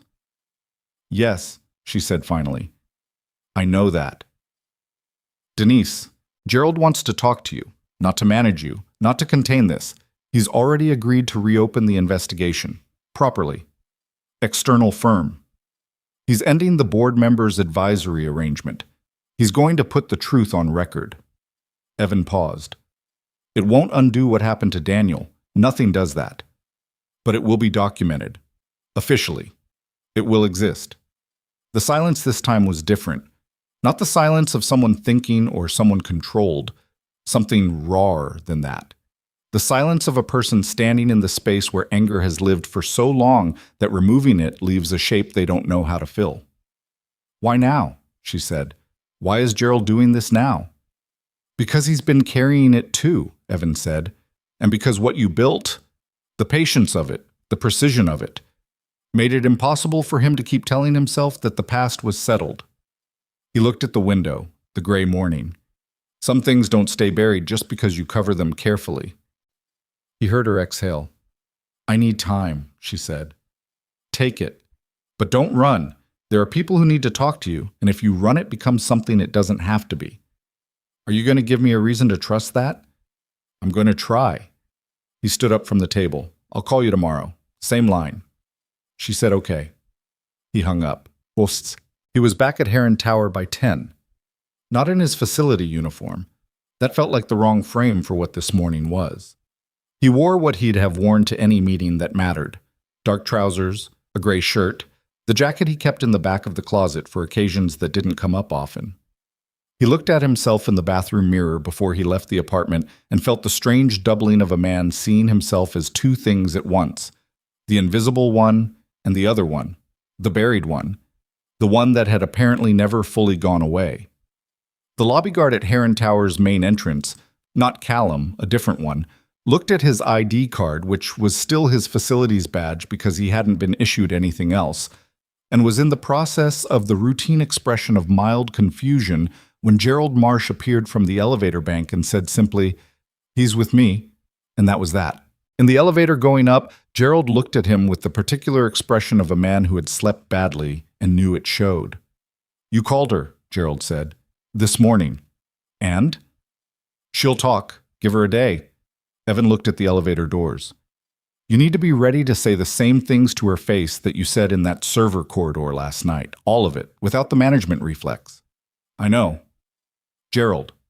Evan looked at him. "She lost someone because of a decision you made. You can explain the calculation you made all you want. The explanation doesn't cancel the weight of it. She needs to hear that you know that. Gerald was quiet for a moment. His jaw moved. I do know that. I've known it for 10 years. Then tell her. Evan looked back at the doors. That's all she needs. Not a legal process, not a severance arrangement, not a carefully managed corporate response. Just the truth, said plainly by the person who held it. The elevator opened on 43. That's it. Madison Rourke's office occupied the northeast corner of the 43rd floor, floor-to-ceiling glass on two sides. The city laid out below it in the specific sprawling confidence of a place that believed in its own importance. It was a room designed to communicate authority, and it did, but this morning the authority felt slightly different from yesterday. Less like a declaration, more like a responsibility. Madison was at her desk when Gerald showed Evan in. She stood when they entered. Not a formal gesture, just a person choosing not to have a seated conversation about something that deserved to be standing.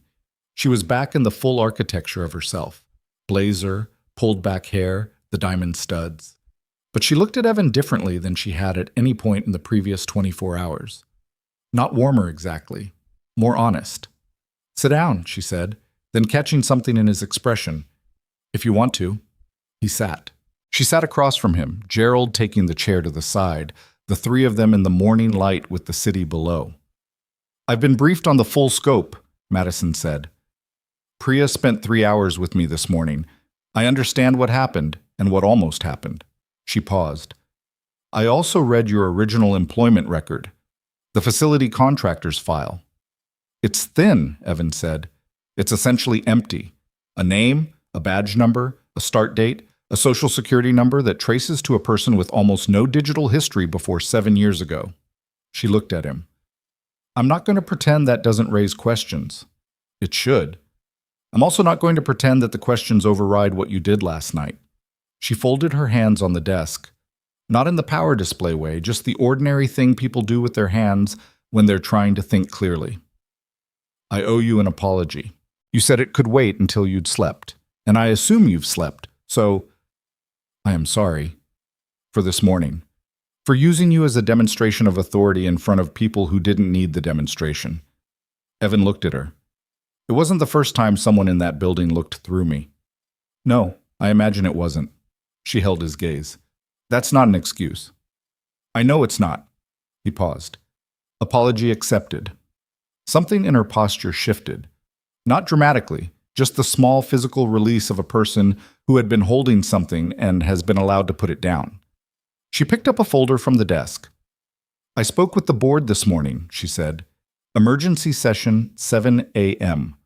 I told them, in general terms, without the full technical detail, that a significant security threat to the company and its downstream partners had been identified and neutralized overnight. I told them it was resolved by someone with specific expertise in the company's foundational architecture.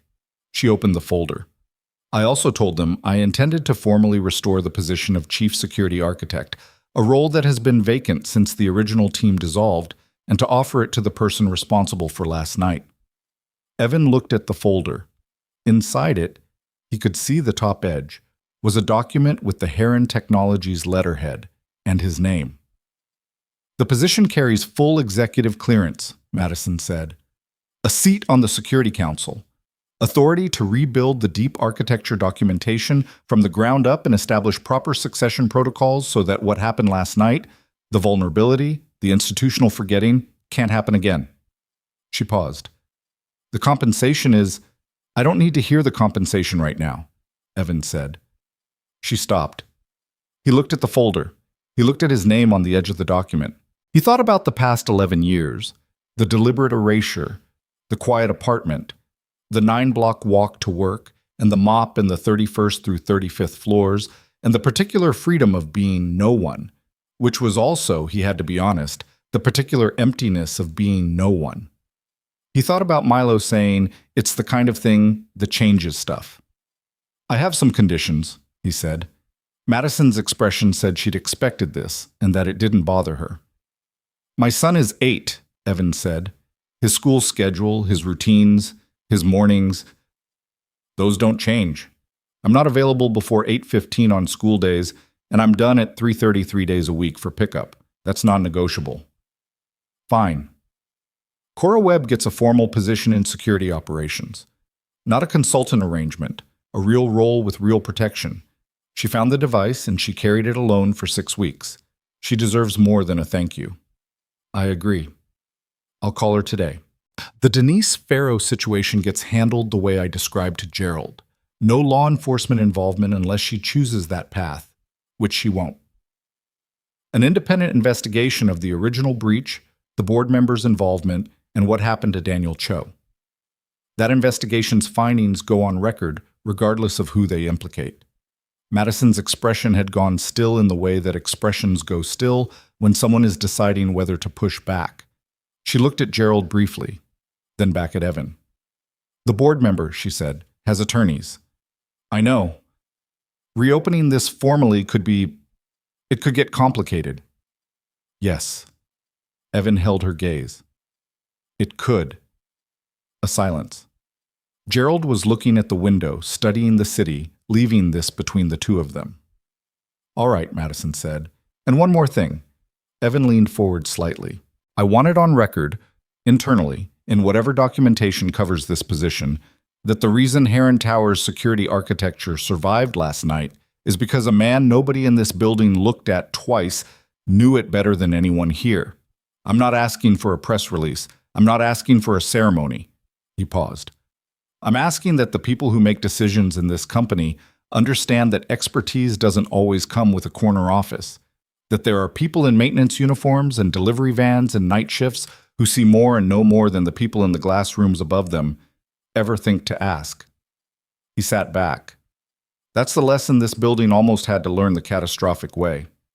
Madison was quiet for a moment. Then she said, I'll put it in writing myself. Evan looked at the folder one more time, his name on the top edge of the document. The weight of it, the real weight. Not just the job, not just the title, but the exposure. The end of invisible. The permanent record in the core system with his biometric and his name.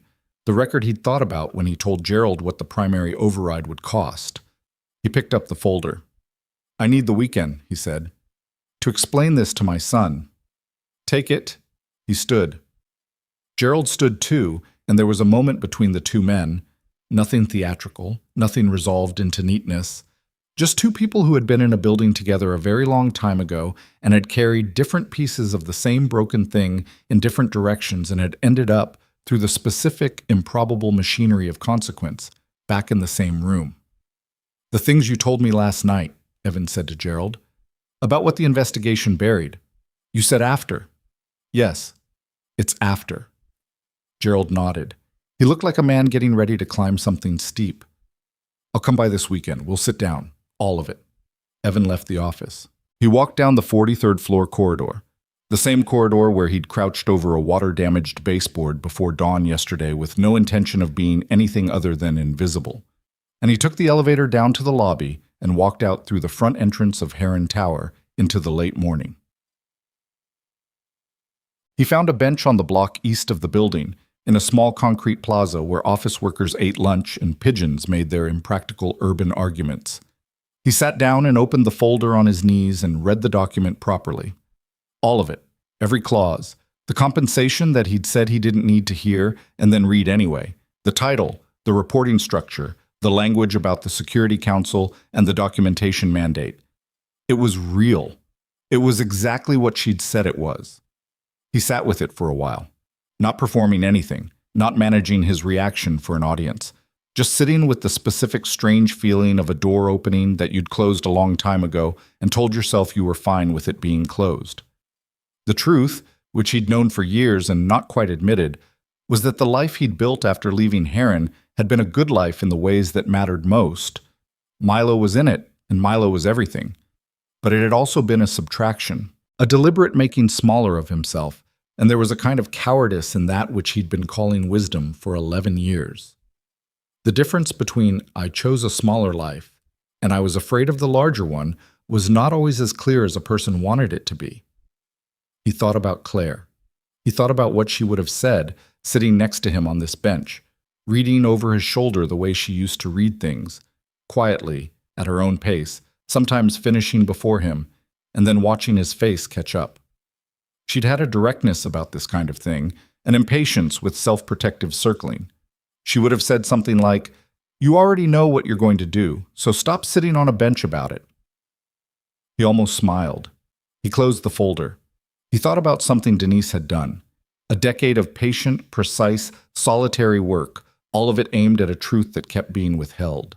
He thought about the specific tragedy of a brilliant person spending their most productive years building a weapon instead of building something that could have lasted. What a waste of architecture, he thought. What a waste of that mind, pointed permanently backward at what had already happened instead of forward at what could be made. He'd done a version of the same thing, he knew. Different in scale and consequence, but not different in kind. Pointed himself at survival, at smallness, at the safety of not being known, because being known had cost him the team, had cost him the world he'd built with those 7 people, and he hadn't been able to find a way to want something again at that scale without also risking losing it at that scale. Milo had changed some of that. You can't have an 8-year-old who talks about underrated dinosaurs with absolute conviction and maintain a complete commitment to smallness. The kid was too large a presence for the frame Evan had been trying to keep. And now this. He looked up at Heron Tower from the bench. The glass and steel of it, catching the late morning light. The building where he'd spent 3 years being invisible and one night being, unavoidably, himself.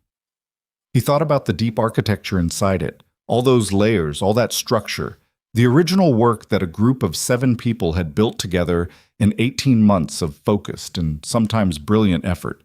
It was still there. It had survived neglect and breach and a decade of institutional forgetting and one person's grief-shaped attempt to bring it down. It had survived because it had been built by people who knew what they were doing and had cared about doing it right. Some things, built carefully enough, outlast the people who made them. Some things survive even when everyone who understood them has disappeared. But they're also more fragile than they look, those structures. They need someone who understands them to maintain them, to catch the slow water damage before it becomes a remediation job, to notice when the deep architecture is being quietly mapped by someone who has been patient and grieving for a very long time. He thought, someone needs to know where all the walls are. He put the folder under his arm and stood up from the bench. Thursday evening came gray and slightly damp, the kind of weather that couldn't commit to being fully cold. Evan sat in a plastic chair in the corridor outside Ms. Devlin's 3rd-grade classroom at Milo's school, waiting with the other parents.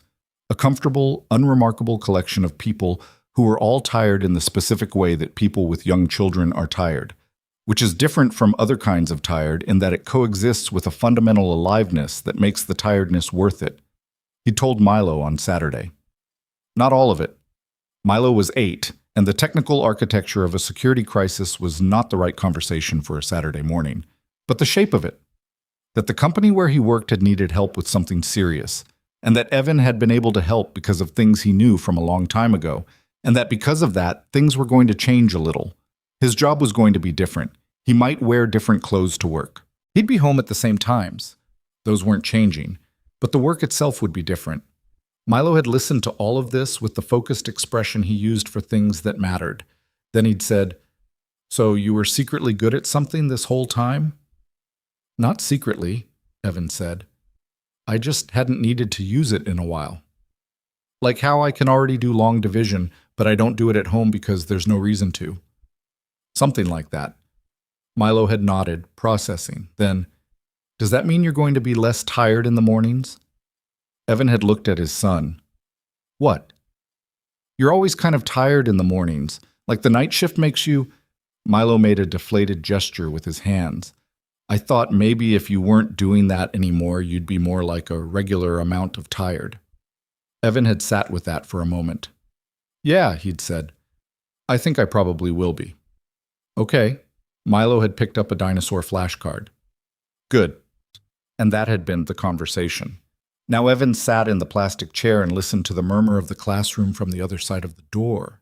Ms. Devlin's voice, the shuffling of small chairs, the specific heightened energy of a room full of 8-year-olds who had been asked to present something and had varying degrees of readiness for that task. His phone buzzed. "Gerald. Outside review firm confirmed. Start date next week." Board member's legal team has already been in contact. Expected. Then, a minute later, from Cora. First day in the new role. Someone put a plan on my desk. I don't know if that's a welcoming gesture or a test. He typed back to Cora. Water it and assume the best. The classroom door opened. Ms. Devlin, a woman in her late 30s with the practiced warmth of someone who had chosen her vocation correctly, smiled at the waiting parents. We're ready for you. They filed in. Evan found a seat in the second row, the plastic chair sized for someone considerably smaller than him. Around the room, children sat in a semicircle at the front, each holding their materials, some with the bravado of children who were certain they would be excellent, and some with the particular deer in headlights quality of children who had been certain until the moment the parents arrived. Milo was third in the semicircle. He was holding his index cards in one hand and had the expression of someone who had already mentally begun the presentation and was waiting for the room to catch up. When his turn came, he stood up. My presentation is about Pachycephalosaurus, he said, with the confidence of someone announcing something important, which is one of the most underrated dinosaurs in history, and I have 7 minutes of material, so I hope everyone's comfortable. From somewhere in the parent row, one father laughed. Not meanly, just the genuine response of someone caught off guard by a kid's boldness. Ms. Devlin's mouth twitched. Milo did not appear to register these reactions as anything other than appropriate, and launched in. Evan watched his son stand in front of a room full of people and talk about something he cared about with complete, undefended conviction. The dome head, the bone density, the headbutting behavior. Extremely sick, he said, and several parents smiled. The case for why being overlooked in favor of more famous things didn't mean you were less worth knowing. Evan sat in the too small chair and felt the familiar pressure in his chest. The good pressure, the kind that meant something. He thought about invisible things, about the expertise that exists in quiet places, in night shifts and basement corridors, and the backs of server rooms, about the systems that run beneath the surfaces we look at every day, built by hands we never bothered to learn the names of, about how much of the structure we depend on was made by people who have since been forgotten, or who chose to be forgotten, or who believed that choosing to be forgotten was the same as being safe. He thought about Daniel Cho, who had found the truth and had been made quiet before he could speak it.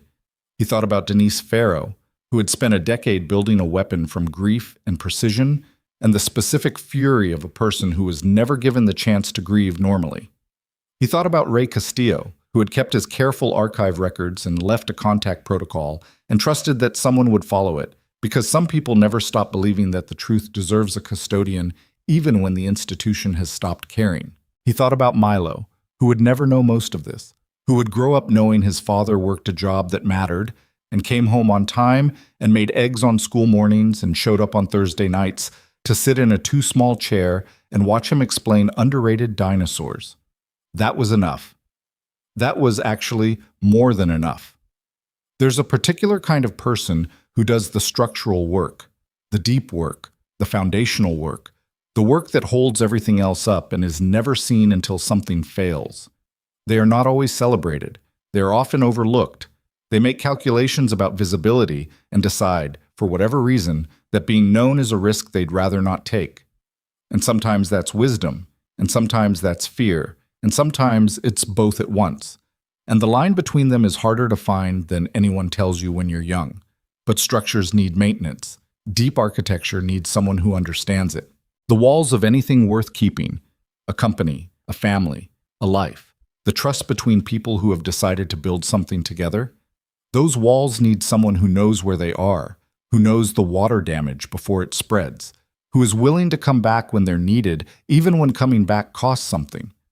Not because institutions deserve it, not because the people at the top have earned it, but because the thing being protected, the downstream reality, the lives that depend on the infrastructure holding, is worth the cost of being seen.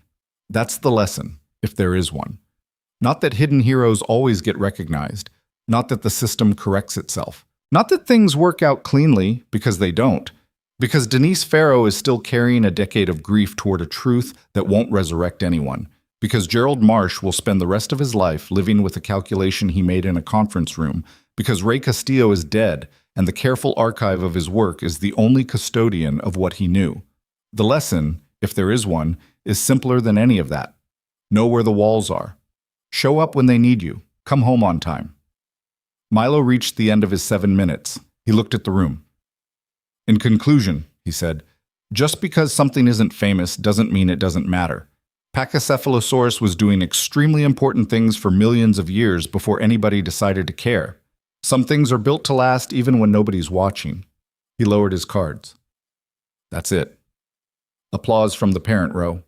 Ms. Devlin said something approving about exceeding the 5-minute mark. The other children in the semicircle shifted into the focused restlessness of people who have finished waiting for their turn.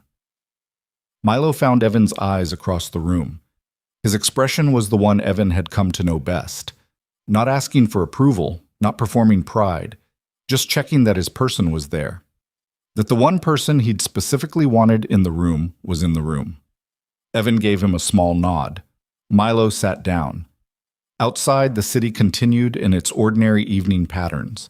The lit windows of Heron Tower visible against the darkening sky from the school's front-facing windows. The building where the deep architecture had survived another night because someone who understood it had been there and had been willing to be known and had stayed. Evan sat in the too small chair and watched the rest of the presentations. He wasn't going anywhere.